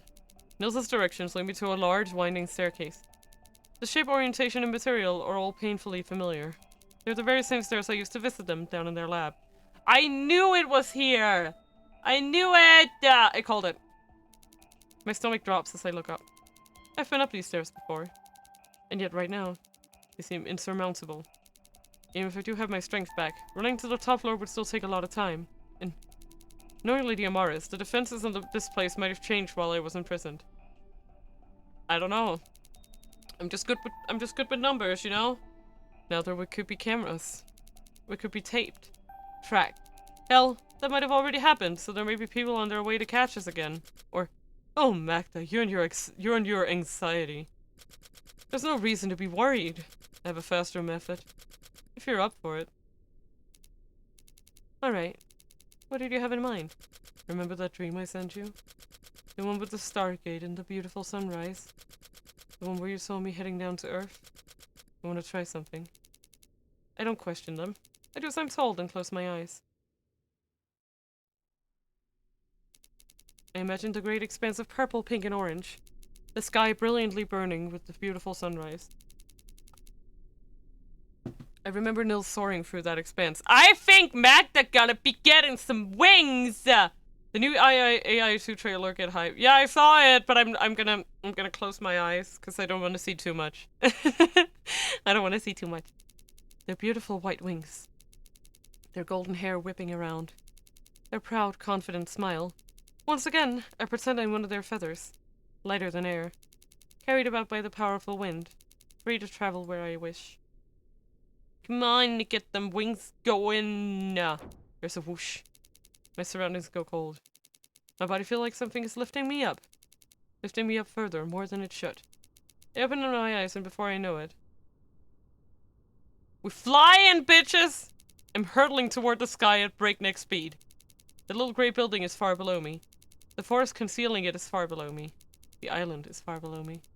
Already, I feel myself slowing down. My heart jumps into my throat. At any moment, I expect gravity to right the wrongness of me being up so high. At any moment, I'll be pulled downwards, and my body will smash into a bloody pulp on the forest floor. But I don't fall. Something's holding me up. Keeping me airborne. Something large and powerful and light. I look upwards. Holy shit. 2 large wings are sprouting from my head. Hey! It worked! When I said my powers came with me, I didn't mean all of them. Now you can fly. We can go wherever we please, with nary a care in the world. Thank you, Nils. Seriously. And that doesn't alarm you? I mean... No. I mean, we've kind of gotten acquainted with Nils over this part, and like, they are now, like, now we are one resort for a while. Taking in the sights. Looking at the horizon. At everything beyond the haven. The sun is setting. Darkness begins to cover the land and water all around me. I've never seen dusk like this before. Then, Nils asks me a sudden question. Magda, would you like to see who you are now? I nod. Closing my eyes again, Nils takes over. Her soul makes my body dive down into the vast lake surrounding the haven. Once I feel the spray of something cool and wet gently tickling my feet, I open my eyes. I'm hovering about the vast, clear waters of the lake. And for the first time in what felt like an eternity, I can finally see my own reflection. Aww. My hair is white. The whites of my eyes are black and my pupils are red. Yeah, she's basically become Nils. And of course, there are the wings. Pale and stretched out wide in their full glory. Spanning a length far greater than that of my own body. Look at how beautiful we are. I think this appearance suitably reflects the power of our union. Don't you? Yeah, it does. The shell of my body is my own, but the parts, the powers, the colors are from Nils. Screams in pig Latin. Isn't this normal? Yeah, I don't know, like, I don't know, I trust Nils way more than anyone else we've seen in this game! We're one being. One entity made from two. 2 entities made into one. A union. A marriage. An embodied coexistence. I just watched the trailer playing AI2 on release. I would like to, if I can. Look at her, yeah, look at them. I don't think Magda can describe this new existence. It's a new person. Magda meant high tower. It was a name that pedestaled those named with it, that elevated them to greater heights in their world. Magda never suited me as I always was. As I am now. So I need a new name for my new existence. And what would that be? What would you like to call the you see before you? Who are you? Lilia. I want to be Lilia. Like the flower. One that's always beautiful. That's always loved for being itself. Nils gasped softly. Lilia. What a pretty name. And a fitting one, too. Naming yourself after a flower that's as white as your hair. Aww, I like this. So, Lilia, what would you like to do next? Even though Nils no longer has a body, I can feel them giving me an expectant smirk. They're waiting for an answer from me. Well, what would Lilia want to do? Now that she has far more power and freedom than she ever dreamed of? I've got an idea. Their beatings, their harassment, their abuse, all justified, all ignored. I remember the lessons they never learned, the cruelty they saved, just for me. The karma building up that never seemed to reach them. I could fix that. I could fix that right now. How about we give Cerise and Eve a visit? I think I want to give your powers a little test drive. Yeah, I'm sorry. I should not be encouraging this behavior, but at the same time, I'm like, Okay, just let me have this. Just let me have this. Just let me have this. Doesn't that sound exciting? Oh my. Oh my, my, my. How delightful. How truly, utterly delightful, Lilia. They roll my new name delectably. Clearly, they like what I'm thinking. Well, I think that's a wonderful idea. After all, I have my own unfinished business with the Haven. So what are we waiting for? Let's have some fun. Yes, let's go! I mean, yeah, you do you, boo, hee hee. Like, I don't know. Just let me have my revenge. Like, I can have this. I've gone through so much. Yes, let's. With a light chuckle, we soar back to the island.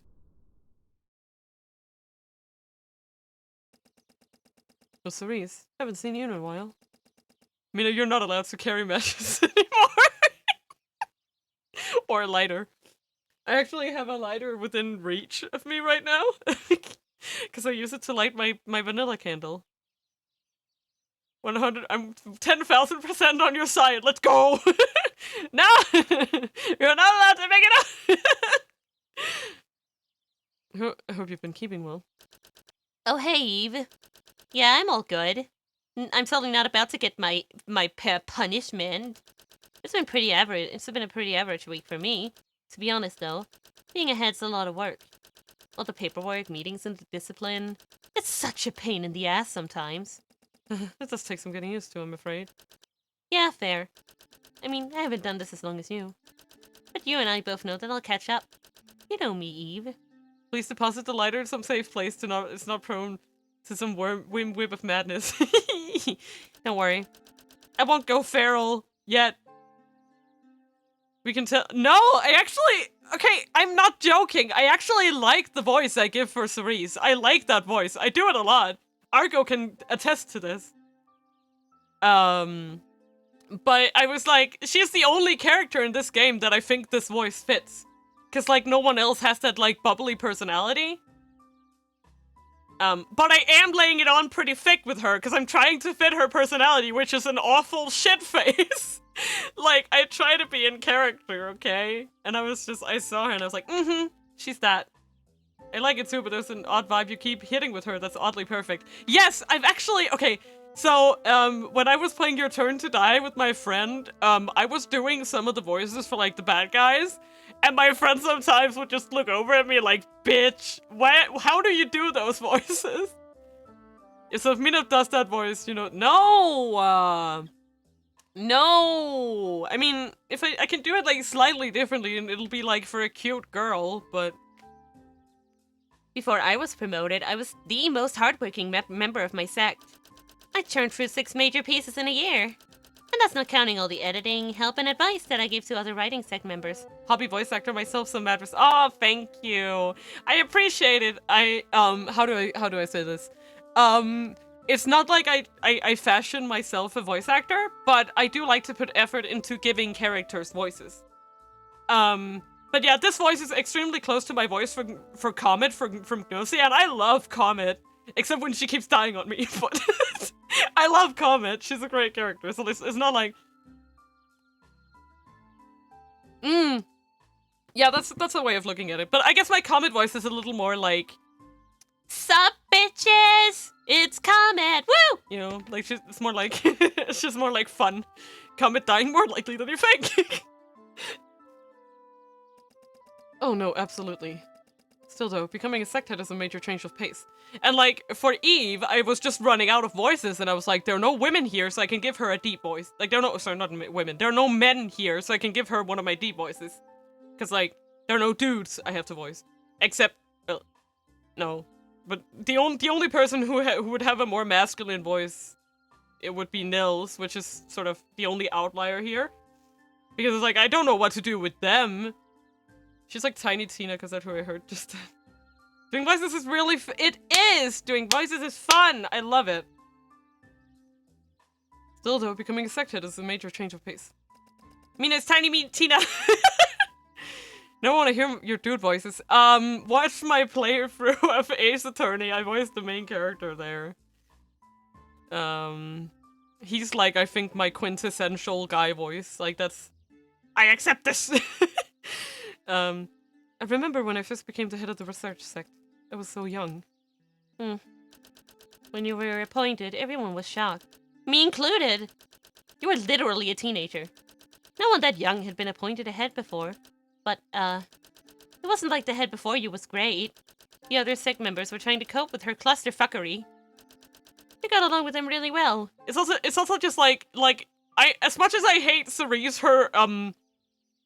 her lines are written very well, and that makes them fun to voice. Like, I really like the way her lines are written. Like, it has such personality. Mina does androgynous ones well for sure, but they can also get super... my Gregson voice is really scuffed. Like, oh my god, hello! it's very that, my Gregson voice. True, huh? She was so disorganized that I ended up directing the workflow and projects for that year. Everybody voiced Gregson at least once, exactly. He just had a lot of managerial changes because the cast of people we had available changed from day to day. So, we only had a few voices that stayed the same person all the way through. Which is like me. And I'm binary, that's pretty much how I run D&D plus random. Yeah, like, I don't, yeah. I can't really answer much about how I feel gender-wise. I guess gender's cancelled by... That's how I feel. So yeah. I had to do something about it. Otherwise, everyone in the sec would have been lost. Just who cares? Exactly. Who gives a shit? I'm almost glad she was taken away. You know, after the other heads found her stashes of smuggled bugs. Good riddance, bitch! Who needs gender anyway? I know. See, exactly, like, it's this, like, how do I read the line, good riddance, bitch, written like that, and not sound like an absolute a-hole? Like, come on. Absolutely. Looking for someone who could handle that intense workload stressed Lady Amaris out. But I think Lady Amaris heard about your reputation within the research sect. Back then, people said you and your team literally saved the sect from collapsing. I'm 99% certain she picked up on your strong work ethic and camaraderie with your fellow members. And in the end, that's why I came round to her choice. Your age didn't matter, but your contributions to the Haven did. Yes. Mina has a gap more for sure. About what? Let's go! Yeah. Yes, hard work and community loyalty leads to prosperity. In fact, my sex still remains efficient, productive, and totally in favor of my leadership style. So, with all that said, there were many other research sec members who were critical to maintaining its work. We had amazing researchers who could read double the material of any other girl within a day. prolific report writers who could easily and vividly communicate our ideas. Creative thinkers who thought of new, exciting ways to teach and protect the Haven. All these talented women were critical to supporting our projects, to making everything work, to keeping everything organized. And they would have made excellent candidates for the head position, yet. I'm not surprised that I, out of everyone else, was still chosen. she's such a, I'm so good, I'm so good, I'm so good. I can't with Eve. Like, okay, so like, Cerise to me, as, you know, outwardly abusive, horrible, and as all as she is, I still find her to be an interesting character. Eve just gives me so much annoyance. Like, I don't know why. But like, her brand of arrogance is just way more annoying to deal with. Like, I don't know, Cerise is just like, she's just like able to deal with. Just in general, even as a straight male, I just feel like needing to identify with gender feels like such an idiotic thing, because labeling yourself always feels like just putting yourself into a limited box, and it feels like super unnatural to me, but that's my take. I agree, and that's also why I say that I don't like being labeled as a girl, but I don't really specify it more than that.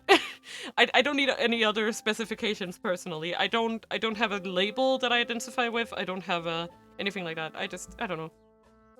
I just am not girl, but I just don't like gendered language to like about girls. I don't like being called a girl. I don't like being called a lady or stuff like that. If that makes sense.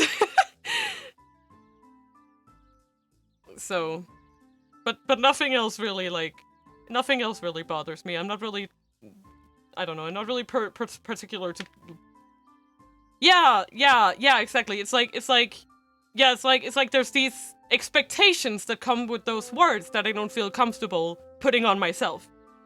I guess. That's a good way to say it. The rest of the Haven, they're, well, you know, Cerise. But the ones who aren't us are like, we share the same sentiments about them. What, that most of them will go insane sooner or later? Mm-hmm. Yeah. That makes sense. I guess Lady Amaris had no choice but to pick you.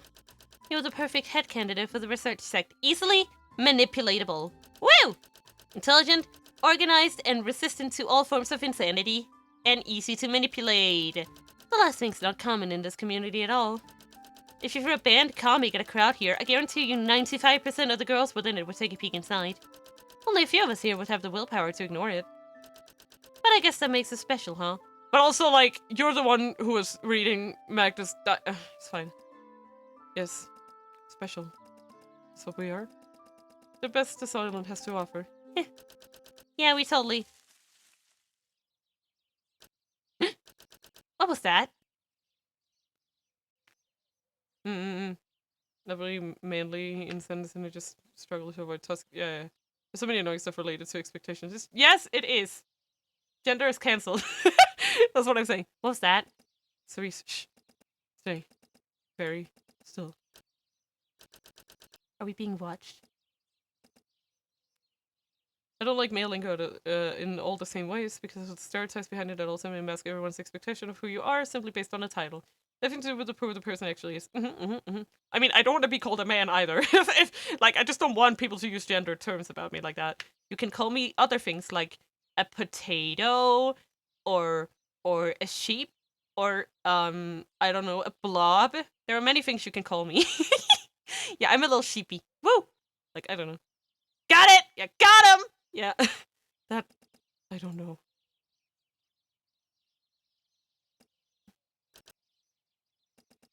Okay, I think we're all clear. Oh, thank God! Must have been a small animal. Potato army for life! Yeah. Tell me nothing serious. Yeah, no one in this community would stalk others. They wouldn't dare. Especially not their sect heads. I mean, the punishments is severe. If someone was eavesdropping right now, we... Jesus! That scared me! That got me! Good one, Mado. Good one. You got me.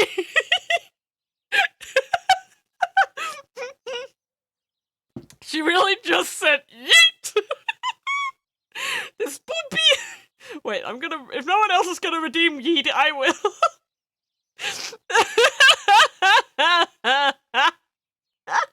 Come on, Argo, do it. Come on. I don't want to do it myself. I don't want to make my own joke! Thank you. What's a yeet? Yeet! I think that's what just happened here. Cerise? Cerise? Hey. Huh? What? What happened? You're right. Ah! Ow! Stop bugging me. What? Who? Wow! Who is that? Wow! My body hurts. There are cuts everywhere. Where am I? And why do I feel so stiff? What? What's happening to me?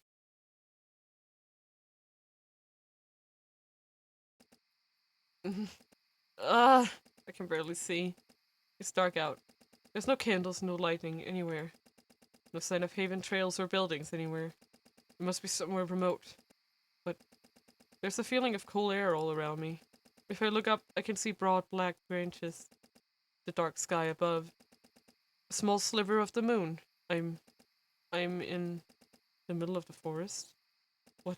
What am I doing here? How did I get here? Where did Cerise go? Is she alright? I've got to go. I need to find her. Cerise? Cerise? I can't move. I can't move at all. I'm trapped. Why am I tied down? I need to get out of here. Escape. Find Cerise. Regroup. I've got to find knots, undo them, and run into the forest and return to the haven. Somebody in my sector is bound to have noticed that I've gone missing. Now you're trapped, witch! Classic. I don't know what they'd do if I wasn't there. And Cerise. I need to find her. We can't lose ahead now. How will the writing sect survive otherwise? Most importantly, I've got to find out who did this. Who dared to threaten us, their trusted leaders. Who deserves punishment. But I can't think of anyone in our community that would do this. People love us. The other heads love us. Lady Amaris loves us. So who? Who would do such a thing? Hello. Been a while, hasn't it? It's a lovely evening tonight. Oh god. I'm actually not sure. I mean, I guess the blood could be Cerise's. Aren't the stars beautiful? I don't know the person standing in front of me. I've never seen anyone like them. Their hair is white. Their eyes are red. There are tufts of feathers where their ears should be. No human ever looked like this. Being. And yet I feel like I've seen them before. The curve of their jawline. The shape of their eyes. Their body. Their hair. Their voice. They all bother me. I feel like I should know them. That I should recognize those features. Oh, look, you're thinking again. Tell me. What are you thinking about? What you plan to do when you head back home? What you'll eat for breakfast tomorrow? What extra work needs doing? Or maybe, who's trapping you? Where you are, Eve? Where Cerise is? Eve? Cerise? How did you know our names? Ah, that got your attention. I know a lot, Eve. Maybe even more than you do. But I can see you're concerned about your dear friend. Don't worry, I know where she is. In fact, I'm more than happy to show you. It'll be just like watching a private movie. How about it? A lump forms in my throat.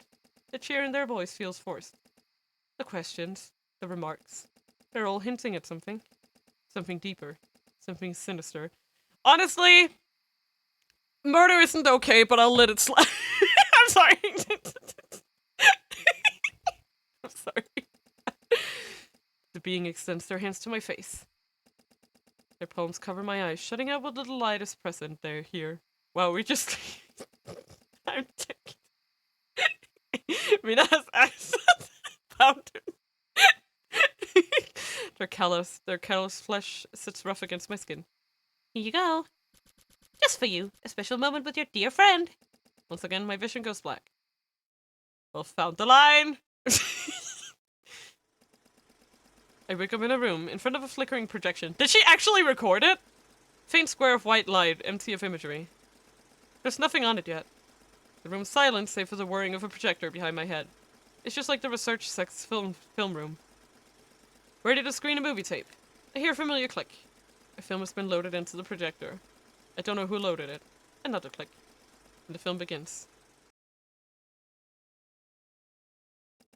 I see Cerise, unconscious, asleep, tied to a tree in the middle of the forest, just like me, except for the time of day.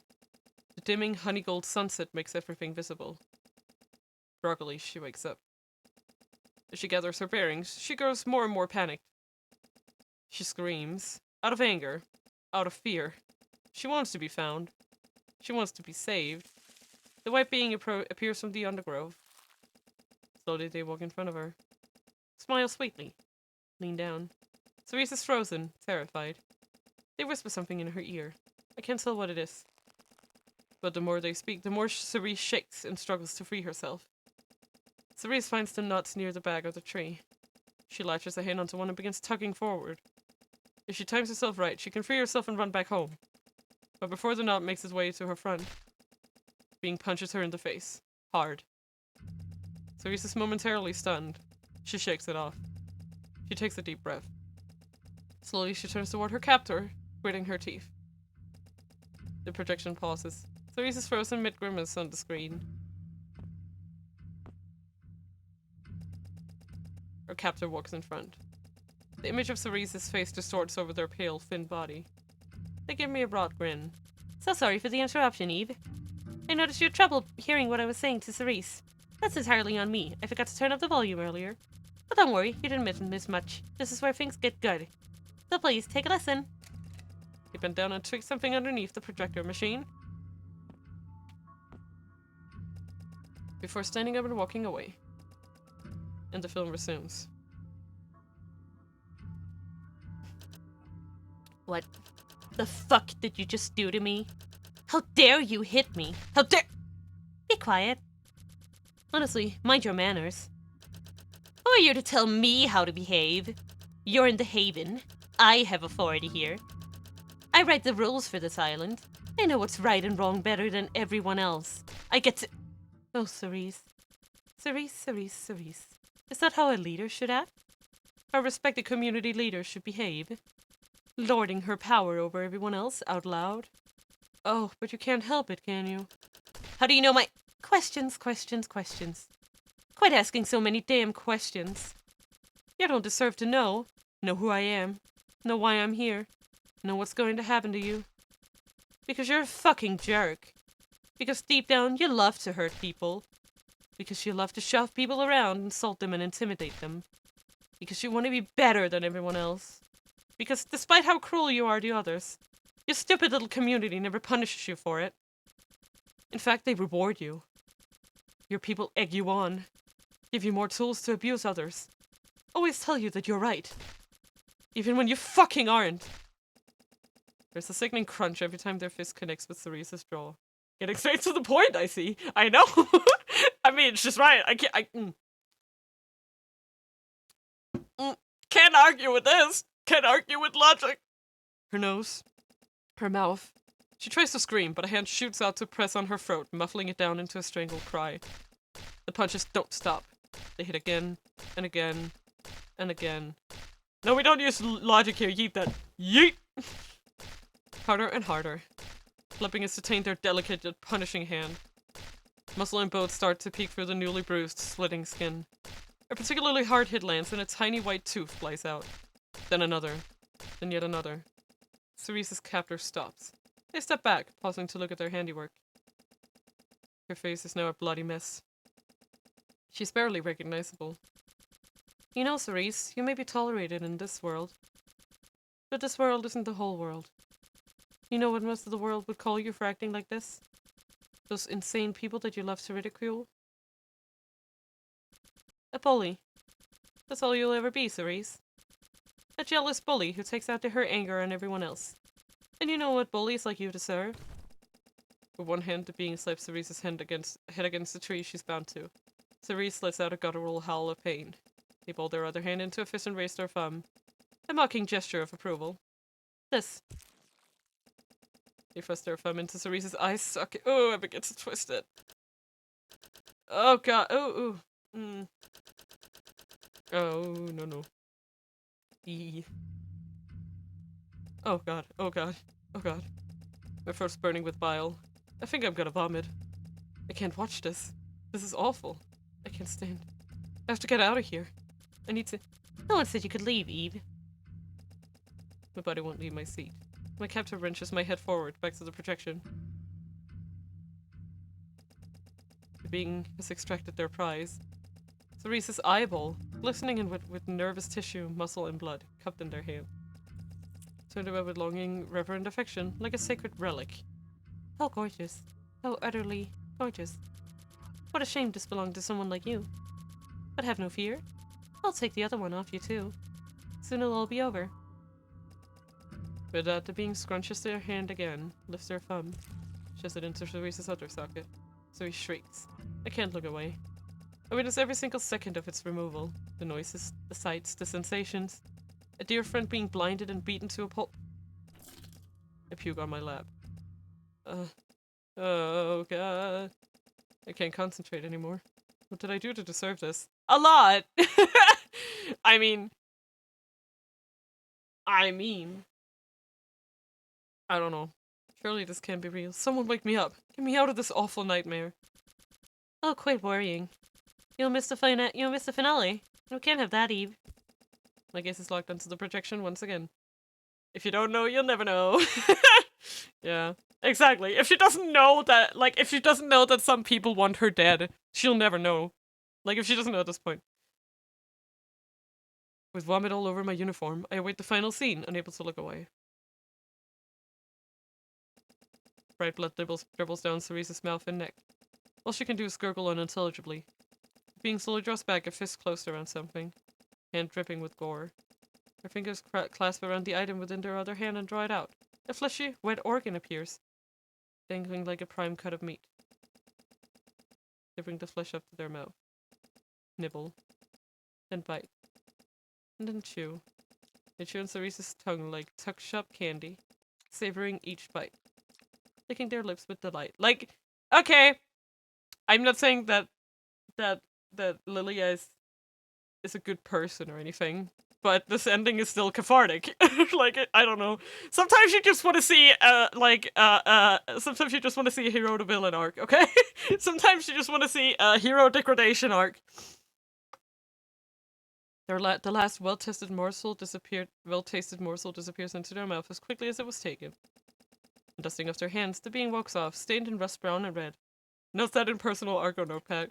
Like, it's not a good ending, but it sure is cathartic. Cerise remains behind in the distance, a mutilated lump of flesh, left to slowly bleed to death. I hear another loud click. The projection stops and the room disappears. There's light. I can see again.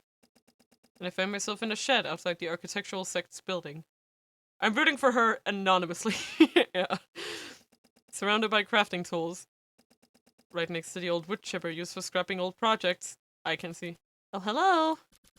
It's lovely to have you back. Didn't you enjoy that little show? It was exciting, wasn't it? I bet you felt like you were missing out. That's a dangerous worldview we've got there. I mean, it's like, I can do this in, like, fiction. Like, it's because this is fiction. It's a cathartic story, but no. I don't think anyone should do this. Do not conflate those two things, please. But don't worry, it's your turn with me now. Before we begin, though, I need to make a few arrangements. Oh no. Please don't. Please don't hurt me. I start looking for a means to escape. I look outside through the window. It's dawn. No one's there. Since Grace started managing the architectural sect, early hours were abolished.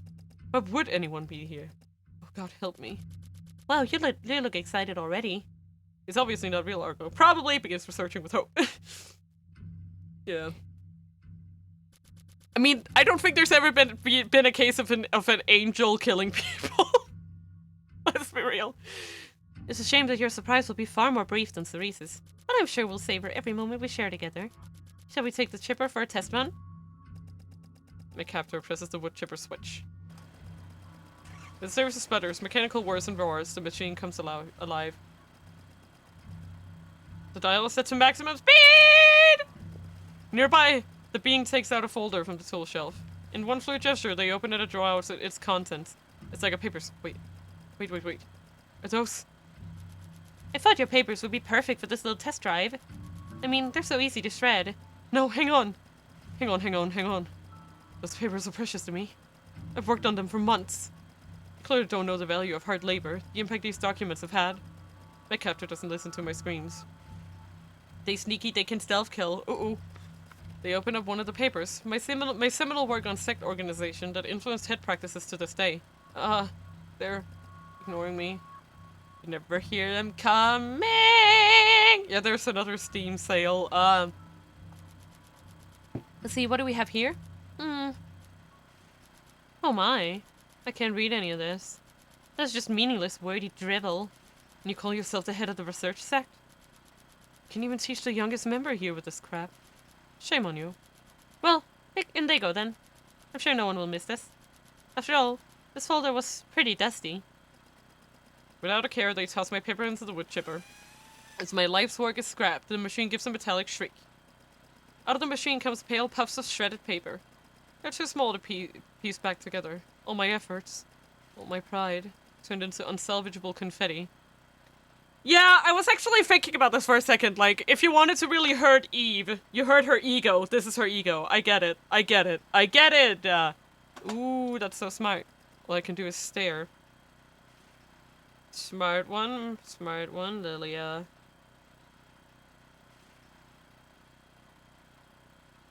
Like, yeah.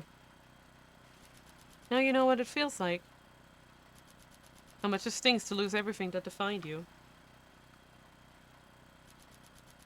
That made you proud. That made you beloved.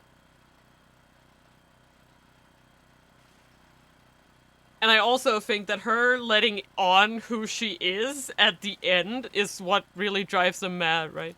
And now, for the main event. I've heard the Haven is dealing with a lot of bullshit right now. Let's deal with the source of it all. Never hear him coming. The being grabs me, still tied up, and bring me over to the machine. They dangle me into the wide, gaping opening at its top. The deadly gears within whir rapidly, awaiting my imminent arrival. Put me down this instant. Let me go. Why are you doing this? Is that a Persona reference? No! I would never reference Persona. What is a Persona? I don't know that. Why are you doing this? I don't even know who you are. What problem could you possibly have with a researcher trying to embetter her own community? Oh, so you still haven't figured it out? You? The smartest person in the Haven? Wow. The bar must really be on the floor here. Again, the uncomfortable familiarity of their voice burns in the back of my head. Their body. Their face. Where had I seen it before? It's the game they based Shibuya in Japan from. Pretty crazy how a game could be so influential to make them rebuild the center of Tokyo. I know. Purely a case of multiple personas disorder.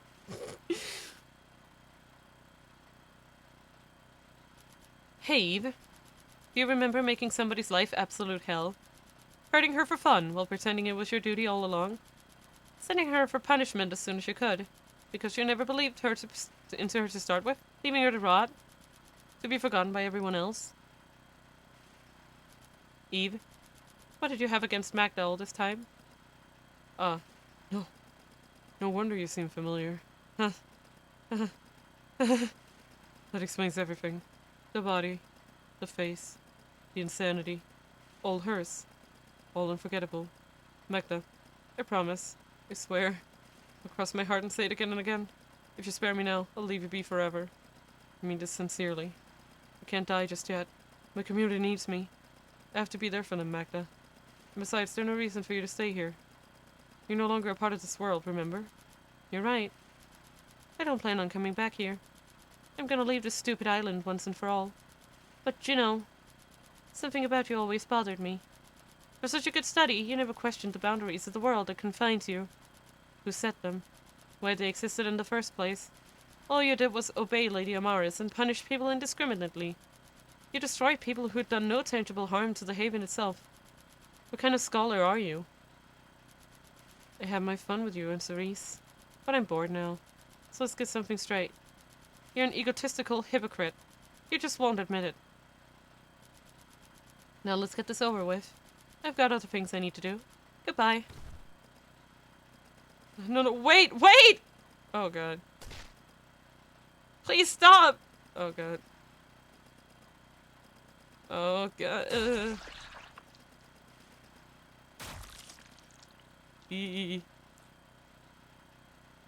So this is the wild card. Indeed.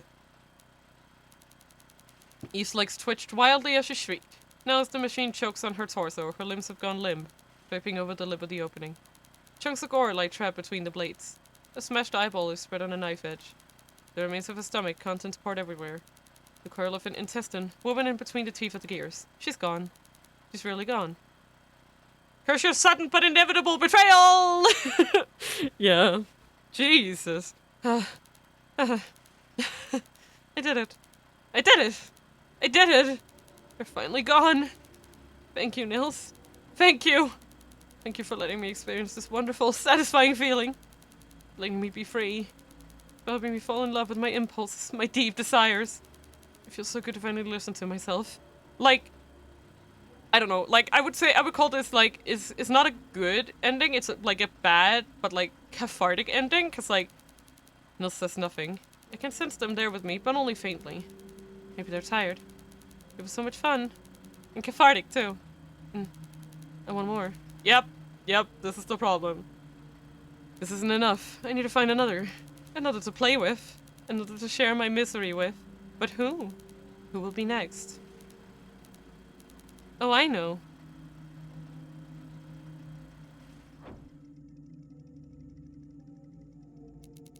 If I look hard enough through these windows, then maybe I'll be able to find her.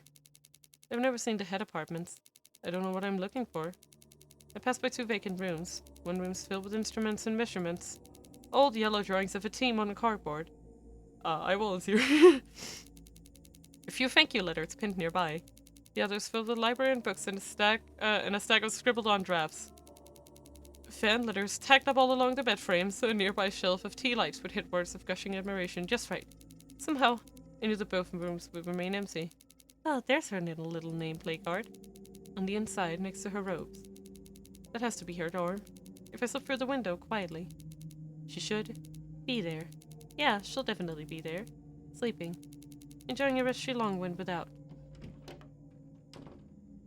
I think Maria? But I'm not sure. Getting through the window was easier than I thought. All that barred my entry was a set of soft floral curtains. Either that or grace, I'm not sure. They swished at me haplessly. I thought the head dorms would be more guarded than this. But this is the haven we're talking about. Most people wouldn't dare to enter anyone's unlocked room, let alone a head's apartment. Right, what do we have here? I look around the room. It's far more plain than I imagined. But still, it's certainly more comfortable than standard haven fare. I examine the luxuries afforded to those lucky enough to be a sect head. A private bathroom cubicle, a small study, a little living room. Doilies decorate most of the table. Little potted plants sit on every surface, perfectly watered and blooming with health. Framed photographs of other members adorn the walls. A painted portrait of Lady Amaris sits on the fireplace. Underneath, a particularly elegant bouquet sits on the mantel. I catch sight of a door and peek through. There's the foot of a bed and a row of neatly arranged slippers. Right, that's it. The bedroom.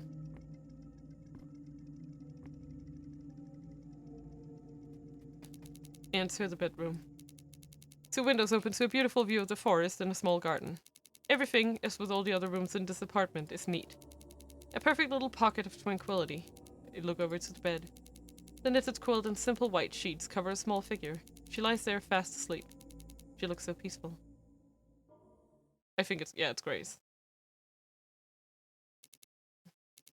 Grace, I wonder if you're having a nice dream right now.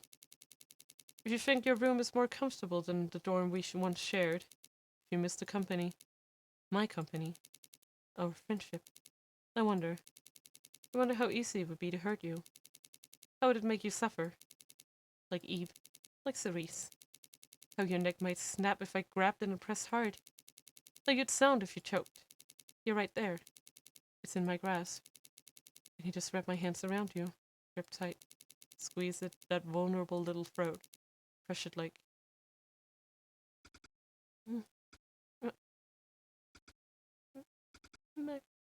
Magda? Oh, she feels... She sounds on the verge of tears. Her voice chokes up as she utters that name. Despite the relative comfort she lives in, she turns around, face down on the pillow, gripping the soft fabric tighter, like she was trying to cling on to something. No mercy. No! What the fuck was I thinking? This isn't... I don't... This won't help at all. Oh god. Oh my god. Oh god, oh god, oh god. I was just about to kill Grace! I need to... I have to. I need to get out. Now. This is what you wanted. Yeah, like, this is what you wanted, Magda. My skin's going all bumpy. I'm sweating all over. My hands are shaking. It's sinking in. What I've done. What I was about to do. It's all sinking in. No. Those impulses back there. They weren't mine. I'm not violent, not normally. On my own, I never would have thought to do that to Grace. Welcome to destiny. Yeah. Welcome to the consequences of your actions. Sorry. Yeah. Marco. We have the same brain cell. Why do we have the same brain cell? This is good. If I wasn't like this, I would have never done that. Oh god, I don't want to go back. I need to get off this island and leave. Oh, for crying out loud. Nils, why didn't you kill that human? Didn't she hurt you like those other two women? This is creepy at moments. Why didn't you punish her? I can't do it. I can't kill her. She didn't do anything. I think I should just leave her. She didn't do anything. My ass! She turned in your diary. She didn't do anything to stop Cerise and Eve from hurting you. She didn't comfort you or make anything better. All she did was act nice to you and be a half-decent roommate, unlike literally everyone else in this godforsaken place. She did the bare minimum. For heaven's sake, she sided with the jackasses you killed, instead of you, her friend. I'm sorry, Nils, I just couldn't. I froze up. For some reason, the thought of hurting her didn't feel right. It didn't feel like I wanted it to. I mean, I wanted to hurt her. I really did. I wanted her to feel what I felt. The pain of being watched and hurt in the most intimate, most personal, the absolute safest place you know. But when I tried, You didn't go through with it. No, you couldn't go through with it. Shame. To help with slap on the wrist, we distributing straight up murder in here! Yeah. The moments are when I literally stop saying stuff because I expect Mina to say the exact joke I was gonna say. But your decisions are your own, I suppose. Just stop crying already. I need to get to work soon. To take care of my own business. But something's telling me you're not done. You still want to see someone, don't you? Maria. Actually, yes. There's one more person I want to see. Then get to it. It's close to morning already. I only have so much patience left. I mean, I don't feel bad for Cerise or Eve, but right. Here we are. This building. I haven't seen it in ages. I haven't been inside since forever ago. I wonder if she's still in there. Painting by herself. Drawing out new projects. Helping to set up for the day. I guess there's only one way I'll find out. Moiter. The rooms don't look any different. Just empty. I walk by each studio, peering in as I go. No one is there.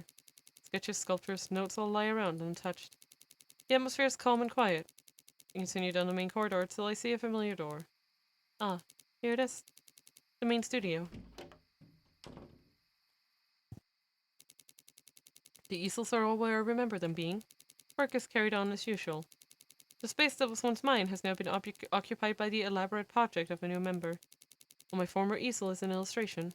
A crowd of uniformed girls surrounding Lady Amaris. They're listening to her, raising their hands in admiration and deference. I roll my eyes. But in the middle of the room, all alone.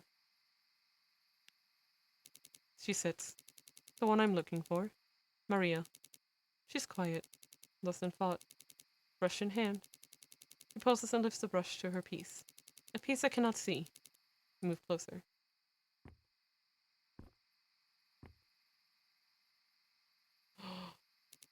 It's a beautiful nature scene. Can't be anything else but beautiful. I always knew that Maria was the most talented artist on the island. Her brushstrokes are delicate, deftly and carefully placed, like luxurious embroidery. I can't look away. It's too masterful. I wonder if she's planning to exhibit this somewhere. The effort is astounding. But something about this painting disturbs me. Something about this piece is achingly familiar. I've seen this image before. A long time ago. The flowers. The birds. The tree. Those flowers. Those birds. That tree. Ah. Where have I seen them all before? Why do I recognize them? The colors. The species. The patterns. The shapes and composition. Why are they so familiar? Why? Why? Oh, it's mine. It's all mine. My concept, my ideas, my notes. And Maria took them for her own work. Maria, of all people. Jesus. I need to tell her that I'm here. She needs to know that I'm still alive. That I'm free. I've got a lot of questions for her. About her painting. About what Cerise said to me in that prison cell. About how she sees me now. I don't really care what she says. Whether she cared about me or not. I just want to hear her one last time. Before I leave here forever. So I'll ask her. I'll reach out and ask her. I'll ask her right now. Maria? No response. She still paints, shading in grass around the roots of the tree. Maybe she's half asleep. I think it's past midnight now. She might be on autopilot. Let's try again. Maria? Hello? It's me, Magda. Do you remember me? Still nothing. Not even a jolt of recognition. Maria continues to paint away at the blades of grass. Drawing each little flower. Each little tuft of leaves. I'll walk around to check if she's all there. Does she not see her? I've never seen someone more awake. Eyes blinking, focus on the canvas. Lost in thought. She hardly looks tired. I just wave my hands in front of her. Maybe she'll budge then. Maria? It's me, Magda. Remember? She didn't notice. Her eyes followed my hand. She knew I was there. But she's still sitting there, painting like nothing had happened. Like I was the air in the room. Invisible. Ah, okay. I see. I know what this is. It's not that she can't see me. It's just that she refuses to see me. In other words, she's pretending I don't exist. So this is what Cerise meant. Maria's pretending she's never met me. That she never guided me. That she never cared about me in the first place. So why would throwing away my art or stealing my concepts matter? As far as she's concerned, they materialized out of thin air, out of her own inspiration. My eyes are stinging again. I can't believe this. Oh, she's a material girl? Oh my god. Do we have to keep bringing that up? I can't fucking believe this. Your work inspired me. You were so kind to me even when everyone else hurt and isolated me. Maria, I love you so much. So why, after everything you've seen and felt, why would you just be like them? Fine then. I was fine then, Mo, he did it, and then you decided to jump on it too. I can't believe that! If Maria doesn't want to care, then she doesn't need to. I'll just leave now. There's nothing left for me here. I'll go and restart my life. Figure something out along the way. Good riddance. So what's the holdup? Let's go. We've got a long distance to cover across the lake. I step away from Maria and turn to the door, ready to leave. But I have to get Nils on board with my plan. They need to help me take flight. So I need them to let me go. Nils? Nils? Are you there? Are you ready to leave? I'm ready to go if you are.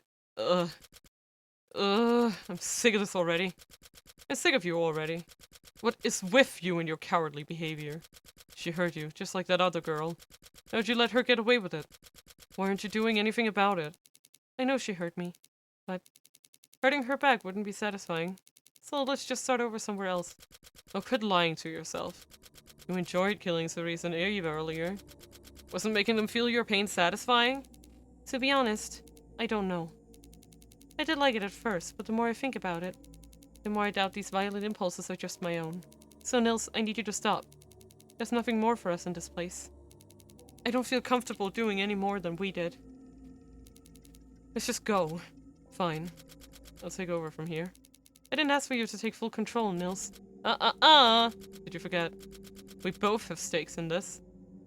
Binge and purge cycle gets us all. Yeah. I have my own errands to run on this island. This isn't just about you anymore. I have a terrible feeling about this. What they're thinking. What they're planning.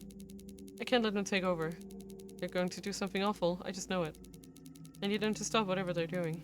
Get them to let go of my faculties now. But Nils violently shoves my consciousness to the side. Theirs is stronger. More powerful. More dominant. I struggle, but there's little use. I mean, I'm assuming that Nils will go for Amaris first. Just a thought. I now have full command of my body. Now, since you're too weak to do it, I'll help you. Allow me to demonstrate a proper revenge. Nils' leg swivels around, bringing me into the center of the studio. The body takes a janky step forward. Then another. Another. I mechanically walked all the way back. I get closer to Maria. And closer. And closer. I can't stop them. I stand behind Maria. Maria still doesn't notice us, who still works diligently at her canvas. And then... with one violent stab, they jammed their head in Maria's chest. Wasn't that why there was a proper revenge? Have I been doing it wrong all this time? Have I not been murdering properly? Maria lets out a choked cry. Her paintbrush drops. Her life flutters out of her eyes. Nils gives a quick tug and pulls something out. Something muscly, red, and throbbing. Maria's heart. Oh fuck, they ripped out Maria's heart. Yes, you're going to hell. She's really... Oh, I've thought about killing a human like this for so long. I feel so warm, so wet, so delicate. I've longed to do it. To feel their weak little organs struggle in my hands. Like mine did in theirs. But you know, I've always wondered something. How does a human heart taste? Please don't do it. Put her heart back. Leave her body be. Come now, be a little adventurous. I know you've lived on an island all your life, but it's time you tried something new. Maria did not have a powerful stand, did she? It's the dress, isn't it? I knew I should have gone with the black one. Pink just wasn't getting the right message across. Should have taken these to proper revenge classes sooner. I know. I have to wear the revenge dress. So here's to you, Lilia. To your newfound rage. With disturbing consonant, they raise the organ high like a celebratory drink. Oof, you hate to see it happen. The flesh is promptly brought to my dear lips. Without hesitation, the heart is crammed into my mouth, so densely that I can barely breathe. You only have like one shot of revenge, so it's super important to get it right. I'm forced to savor it. I taste the metallic fluid as it smears across my lips and trickles down my throat. Oh, that's why they call it the revenge dress. Thought I was reading into it too much. They force me to chew, to break up the muscle, to tear to shreds with my teeth. I hate how good it tastes. Humans say the revenge is a dish best served cold. For me, that's too long a wait. I always like mine straight from the source, warm and raw. Don't you? I don't want to answer them. Try to puke. To get her flesh out of mine. Stop consuming her. This forces me to swallow. Closes my throat to force it down. Keeps it in my belly, where I can't take it out. I can't control my own body anymore. Nils has taken over. Yeah. I've made yet another terrible mistake. I trusted a monster who never understood humans to begin with. He might have been kind once. He might have tried to care. But I guess my gut was right. Their suffering had made them mad.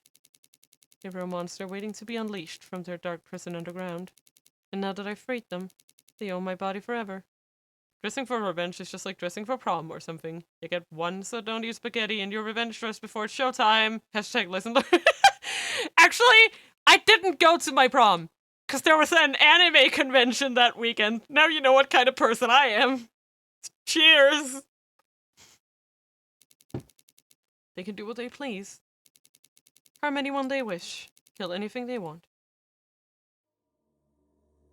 I went to prom to eat food I paid for. I mean, I never paid for the ticket. I just didn't go. I just didn't go at all. I didn't get the ticket. I didn't do nothing. And after seeing the pictures that night and people complaining about the menu and shit, I was like, I'm glad I didn't go. Like, fucking anime convention all the fucking way. Hanging out in costumes and eating McDonald's. Oh, you were pressured? Dang. That sucks. I'd already moved out at that point, so, so I was like, nah. Because I chose gaming instead. Touche, friend. Touche. You speak my language, Ava. I barely recall what Nils does next. I'm driving in the dark of Nils, crammed into their subconscious. Trying to keep my head above the waves. My mind bobs up and down. Nah, I kind of figured. So we'd have to pay for it anyway, which is bull. There's fire everywhere. Screams and cries that pierce my ears. Buildings reduced to ashes. So I just paid stuff myself, joked, and skedaddled. Me. So I would have to pay for it too, which is bull. Yeah, it's like, Blood on my Nils's hands. Snapped bones. Torn stomachs. The taste of flesh. You hear Nils speaking. Lady Amara is screaming at them, begging them to stop. They boasted their freedom. Their determination to raise the haven to the ground. Their intent to kill her as painfully as possible. Burning church is so hot right now! All in my voice. I don't see what Nils does to Amaris. I lose consciousness fast. All I see is the aftermath, a mass of pulpy beaten flesh and bone. The sting of our hands. The ribbons of intestine torn open and thrown around. Not even Cerise had been beaten this hard. I lose consciousness again.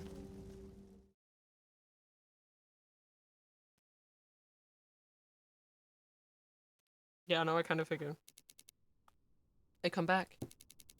We're hovering above the island. I look down. It's a ruin. The forest has been razed. Smoke billows everywhere. Corpses carpet the ground like seeds. It's like you got all the good and dodge all the bad. Yeah. The sanctuary known as the Haven has finally been destroyed. Nils huffs proudly. Ah, I haven't felt this good in forever. You have no idea how long I wanted to do this. Making that hag suffer. Making her whole world suffer after they used me and ate me. And now, I get to go wherever I want. Not beholden to anyone. Can you believe it, Lilia? I'm gonna save everyone. Finally know how to save all of humanity. There's no way I'll okay. I think I get the plot.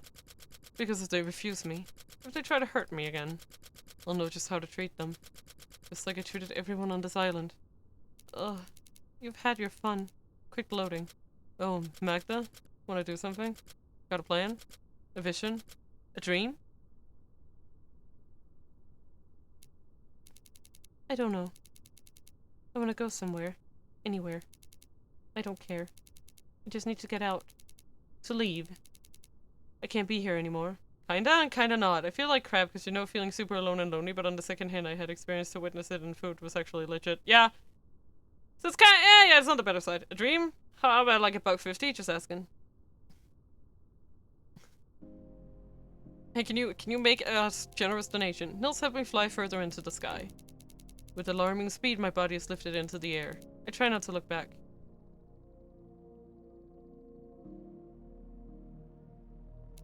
I don't know where I'm going, or what I'll do when I get there. I don't know if anyone's left on the island. Any survivors. Anyone who knew what I did. I don't know whether Nils will turn on me. Whether I'll be able to fight them off. Whether we'll enter some wretched coexistence. I only know one thing.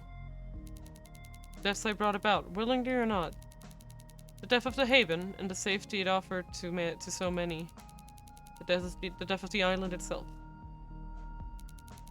I'll be haunted by them forever. By every moment that led to them. By everyone who made it happen. By everything I was then. By the nothing I am now. and most of all by the knowledge that I'll never escape what I did for as long as I live.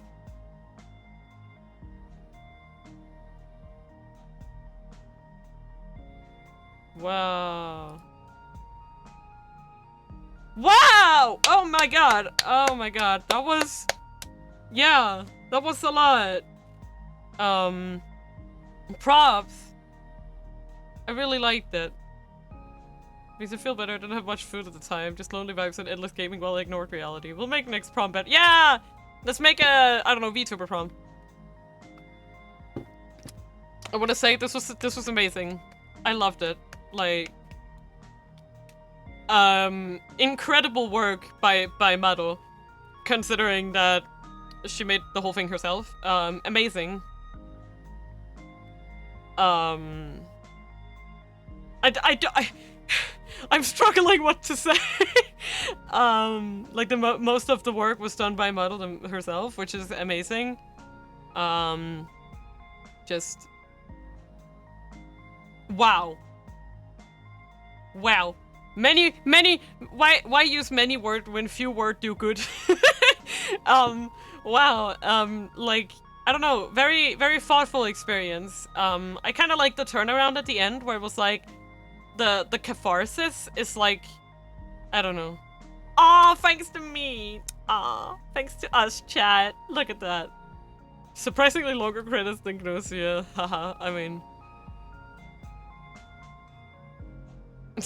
Not Mina. Damn. I've been had.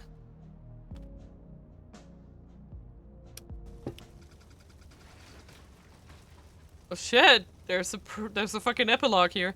All around me, the world is burning. Building I once lived in, burning. Forest I once walked through, burning. People I lived with, burning. Corpses as far as the eye can see. Their faces are contorted in silent screams of agony. Somehow, by sheer luck, I managed to escape my dorm. I woke up fast. The screaming and the smoke was everywhere. I gathered everything I could. Ran outside. If I'd stayed in bed any longer, if I'd slept. No, I don't want to think about it. I can't let it sit in my mind. I need to find somewhere safe. Find somewhere where they won't find me. I don't know who or what caused this. Why they'd do something so terrible. But for Lady Amar's sake, I hope they're caught. Hope they're punished. Brutally. Where can I hide, though? Where to go? If the fire traps me. If the monster finds me, then... Bright and early for the daily races! Going nowhere, going nowhere. Oh my god. Then I'll have to go there. I have to hide there. Remain hidden in a place the few know exists. Lady Amaris, please forgive me. Demote me if you must. Hurt me if you have to. I just need to be safe. Guessing this is Grace. I run toward the assembly hall. The fire hasn't caught up. No one stopped me. But the things I've seen, the bodies writhing in agony, all our work, all our labor, all our effort being destroyed in a single... No, don't linger, Grace. Don't even think about pausing. Get out of here. Once this all goes away, once this ends, you'll go back. Then you can see what remains.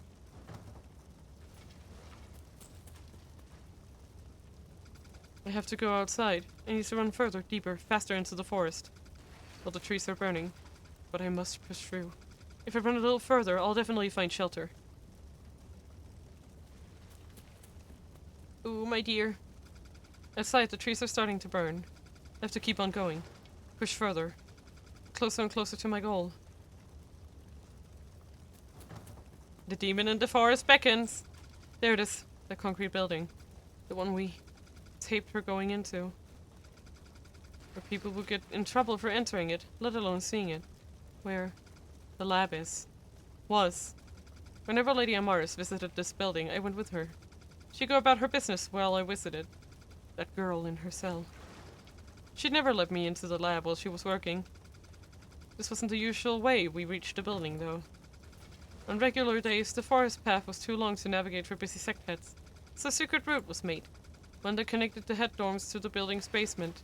It was for this reason that normal Haven members could never enter the head dorms. No one in the Haven was allowed to know about this building. No one except Lady Amaris and the sect heads, and even then, Lady Amaris always had to be there when we entered. Doing this on my own without her. That's against the rules. A high-class offense. But I can't think of any better place to hide.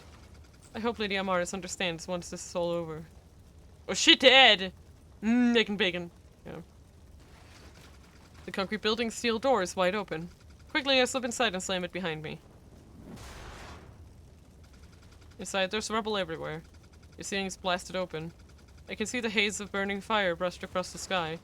I hope this will keep me safe. Please let me be safe. I look around for the most shaded, least visible spot. I rush down and sit down, dropping all my things to the floor, hugging my legs to my chest, pressing my face into my knees. I don't want to get hurt. I don't want to die.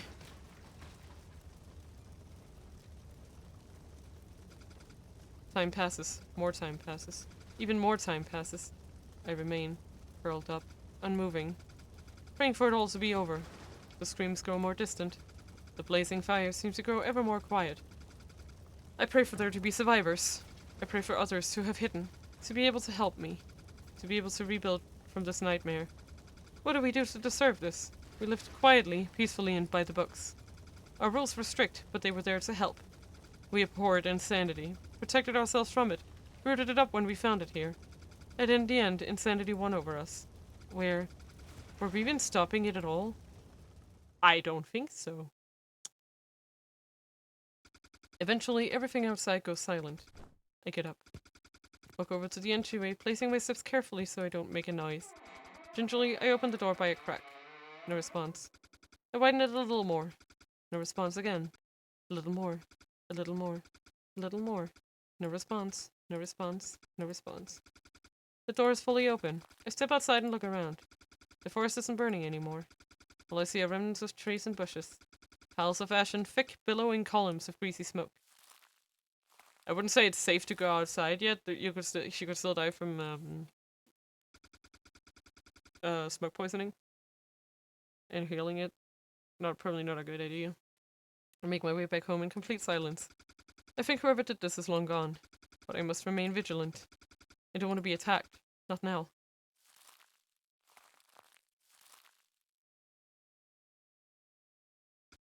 No one is here. There are more bodies. More columns of smoke. More dead trees. More piles of ash. Everything is still in grey. I don't want to know what happened to my friends. Those I cared about. Those I admired. Cerise. Eve. Lady Amaris. I want to believe they're still alive. But I shouldn't look for them. If I tried finding them, if I knew how they died, what they died from, I'd never be able to forget it. And I don't want their bodies to be my last memories of them. How? How am I supposed to feel about this? All of this in front of me. Seeing my home razed to the ground. Finding my community reduced to corpses. Seeing my entire world turned to ash. Knowing that I might be the only member left. I want to drop to my knees and cry. I want to howl, to sob, to scream. I want to mourn the little time I had with Lady Amaris. With my friends. With making things better here. I had so much more to do, to say, to make. But the feelings don't come out. Something stoppers them, leaving me in some laughable parody of calmness. There's nothing left for me here, is there? All I can do now is leave. Forever. If I want to survive. If I want to live. To remember. I guess I have no choice.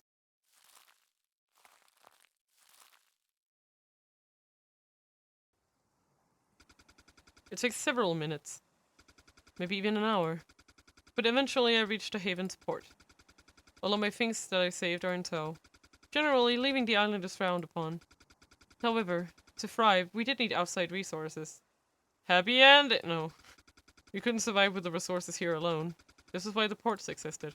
Heads and sometimes a handful of particularly well-esteemed research sect members would trade haven-produced goods for mainland goods. Goods like food, tools, or books. Right now, the only boat that's docked is a wooden rowboat. It probably wasn't worth destroying. Not even worth considering. It's small and old, fit for a short trip made by 1 or 2 people. I'm hardly strong. I've only rowed once or twice before. But the boat before me is my only way off of this island. My only chance at survival. With some hesitation, I step inside the boat. It rocks gently against my weight. The lake water that cradles its hull sloshes. As I bring my hands to the first tight knot of rope tying the boat to the quayside, my heart hammers against my chest. I'm leaving. Forever. Come on, Grace. You can't panic now. Breathe. In and out. In and out. In and out. You can do this. You can get yourself out of here. You will survive. With some fumbling, I picked the knot undone. 2 more to go. 2 more until I enter the unknown. Wow, happy ending. Oh my god. Sad noises. After the last knot is pulled apart, the boat comes free with a little issue. It begins to gently drift away, slowly rocked by the waves of the lake. I pushed my foot against the side of the dock and launched the boat towards the mainland. A mainland I'd only set foot on once or twice before.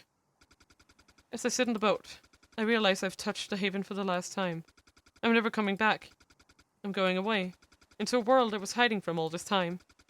But I don't have any other option. No matter where I'll go, I'll always face insanity. I grabbed the oars in front of me and began to row. I tried to mimic Ceresa's rowing back when we collected new books for our libraries. How her arms moved, as she held the oars. Her oar strokes made clean cuts through the waters, propelling the boat forward quickly and easily. Mine are choppy, getting the oars sucked into the lake again and again. It takes all my strength to avoid losing one to the depths below. But even so. Little jigs looks like that one I took in. Oh, that's interesting. That looks like a picture you took. I mean, even with all my struggles, my boat moves closer and closer to the mainland. If I keep on doing this, no, if I have the strength to keep on doing this, maybe I'll reach the mainland safely. There may be surviving members there. Those who had left to trade. Those who might have stayed overnight to carry out a complicated deal. They might still be there. They'll answer the needs of any Haven member. Listen to my terrible tale. They'll help me. Help their head. Help their last leader. They'll still be able to keep our community alive. Continue Lady Amaris' legacy. Rebuild what we've lost. All I have is hope. But I'm desperately clinging on to it. Hope that something better lies ahead. That despite everything, my world will survive. Oh my god. Oh, Haven. Help me. Oh my god. I'm terrified. Okay, that was the actual end. Okay. That is very interesting. That Grace was the one to survive. Wow! This game is absolutely freaking amazing. Whoa, I love that. What is the extras tab about, I wonder? Ooh. Does it work? Okay, nice.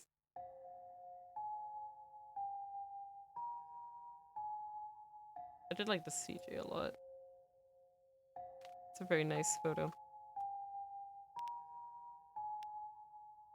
Fun! Well, let's read the afterword. What we learned, don't release angry demon beings from underground for any reason, because they might be deal! Okay. Thank you for playing Bad Faith. This visual novel is my first original commercial work, and I'm happy I could release it into the world. To be honest, Bad Faith is my most, personal work ever. I started developing concept for this game toward the end of 2020.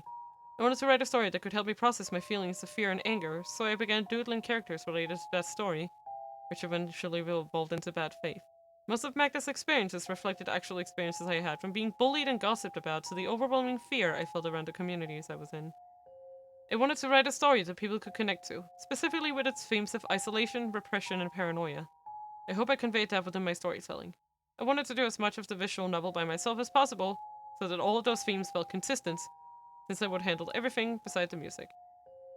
I'd like to thank Loonies for beta reading Bad Faith and helping me make my writing more powerful. I'd also like to thank Orikade for making my for making my story structure as strong as it is now. You've been huge helpers with the development of this visual novel. As well as this, I'd like to thank my talented team of beta testers for helping me polish this game before release. Thank you, thank you, thank you. You were all wonderful. Finally, I'd like to thank my family members, friends, and followers for helping me push forward whenever I felt demotivated with Bad Faith's progress. You're a big part of why this game exists now. Maybe I'll make another visual novel after Bad Faith. We'll see what the future has in store. But for now, ciao! Mado. amazing. This, like, I don't know what to say. This, I don't know. It resonated with me a lot. Like, of course, I haven't had the exact same experiences, but, I think, especially what I liked about, especially the ending, was how it sort of tackles this, oh, it's so cathartic to get your revenge, but then it's not, right? Like, cause, like, that's the thing, right? Like, Magda wasn't really insane. It's true she had those thoughts, but having those thoughts and wanting to act on them, it's not the same thing. And I think that her doing those things and then feeling in her heart that this was not what I wanted in the end, right? I don't know, it's just brief catharsis, because of course I felt this catharsis as well, because I've also been bullied. I've also been treated horribly by some people, and it would be a lie to say that you don't sometimes feel like you want them to be hurt too. But that feeling isn't, like, it's not something that you would normally act on. I don't know. Yeah, I like it. I think it was really good. I really, really liked it. I appreciate it. And thanks to Mado for telling such a story. And wow, loved it. But yeah, it's definitely, I don't know. It was definitely as short as I was figuring. Cause like, it was saying like, oh, it takes you like 1 hour to read 40,000 words. But I'm like, okay, but how, if you read them out loud? yeah, everyone has had, you know, bad thoughts and stuff. And I don't know. I like the way, yeah, exactly. I don't know. I really liked it. It was a very good work. And I can see this sort of personality that was put into it. Like, it feels like a personal work for sure. Like, you can feel that. And I don't know, I appreciated it. Yeah, we're before 3 hours, but yeah, exactly. Like, I think what we also can learn from this is that there was not a support system around in Magda's life. Yeah, exactly. Like, Magda she was isolated, she was repressed, she was paranoid, she was anxious, she didn't feel like she could trust everyone. Even her best friend, Grace, she kept at arm's length right up until the end, right? And what this shows is that these types of handling, if we just look at sort of the philosophy of the Haven itself, this idea that if you experience a thought process that would be considered toxic to the community, the solution is punishment, not, like, they're just being thrown away. And they're like, you are being dangerous. You are being dangerous. You are being toxic to our community. But it doesn't meaningfully teach them anything. Like, it doesn't really teach anyone anything to just be like, you broke something that stood in this, here we have this book of things you can't do. And we're just gonna indiscriminately punish you. We're not gonna figure out what brought you there, what put you in this situation, if there was something that could have been done. They never really think about, like, the only thing they think about is making the punishment harsher every single time, which doesn't help anything. I don't know. I just think it's, I could go on. It's definitely very interesting, and I am very glad that I played it, and I hope to see any of Mado's future works. I think her art style is absolutely fucking adorable. I really, really like the art style. It was actually what first got me into it. I saw like a spread picture. I think it was like a picture where she had drawn like all of the main characters just like standing portraits, and I was like, what is this? It looks adorable. But also the thing, people have a thing for trying to break a rule to seek a new thing. Yeah, exactly. Like, it's like sort of like they have a bad way of sort of policing curiosity. They're like, curiosity is a great thing, but you can't do this. And it's like, but how do you know? How do you know where that limit goes? I don't understand where that limit goes. Like, from this story, it feels like the line is arbitrary, right? Because Cerise can be a violent, like, you know? Like, Cerise can be as violent as she wants, and that's not a problem. But if Magda had these violent thoughts, that was a problem. So it's like, it's also, I mean, it's also partly a story about sort of, like, what can you say, like, antiquated power structures and how they feed into favoritism, nepotism, all of the likes, like some people being treated favorably because, oh, you're such a good little kid. You're the good kid, not the bad kid. The bad kid can't get, like, you know, the bad kids, the quote-unquote bad kids don't get any chances, and the quote-unquote good kids get away with everything.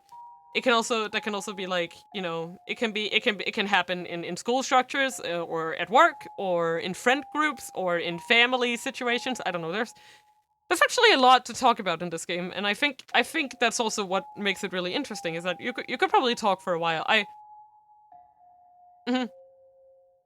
Yeah, but it can also go the other way, where the one you expect more for you to treat kind of worse. Yeah.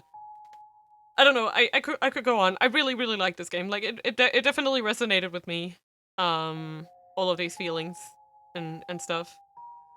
Like I definitely went through kind of like some of the same feelings as Magda as I was playing the game. Just like a lot of biases being promoted, while any unwanted behavior was swept under the rug and smothered until it was correct. Yeah, exactly. Because like, if you wanna say like one of the biggest villains one of the villains in the game, I would say, is Amaris herself. And can a community built on the back of her philosophy be trusted? Can a community beholden to her be trusted? Is she an authority figure that we should trust? Is also, I think, another theme you could say, is that is this idea of being beholden to, because like Amaris isn't just the leader, right? Like she is basically, she's a faith leader, right? Like she's more than human. She's not just you know, the president of a company or something. She's not just something like that. She is supposedly uniquely pure. Human, yeah. She's uniquely good, uniquely pure, something like that. Which makes her word absolute authority. And I don't know. I'm sorry. I've been going on and on and on. I'm so sorry. I'm waffling. I like it. It's great. Thank you so much for enjoying this game with me. So, you know what, guys? You know what? I think that I'm gonna end things a little early today, cause it's been a long day, and we finished, and you know, it was a good time. So we're gonna raid my good friend Momo, cause they are still going, and I like reading. I'm just double checking here, cause you know. Yep. Momo life. All right. Thank you guys so much for coming to the Dreamland tonight. Tomorrow we're maybe gonna be playing Minecraft, I think. Maybe. I'm not 100% sure. Saturday, 428 Shibuya Scramble. If you like this kind of stuff, you might also like Shibuya Scramble. It's another visual novel. Definitely more goofy than this. Definitely more on the goofy side, but still interesting and suspenseful and a lot of fun. Yeah, if you want to scramble in Shibuya, if you want to get lost in Shibuya, then come along. And on Sunday, I might be playing Minecraft with Momo, maybe. I don't know. We'll figure it out. But yeah. Thank you so much for joining me for this game. I will see you guys tomorrow. And that's all for today. Good night. Oyasumina.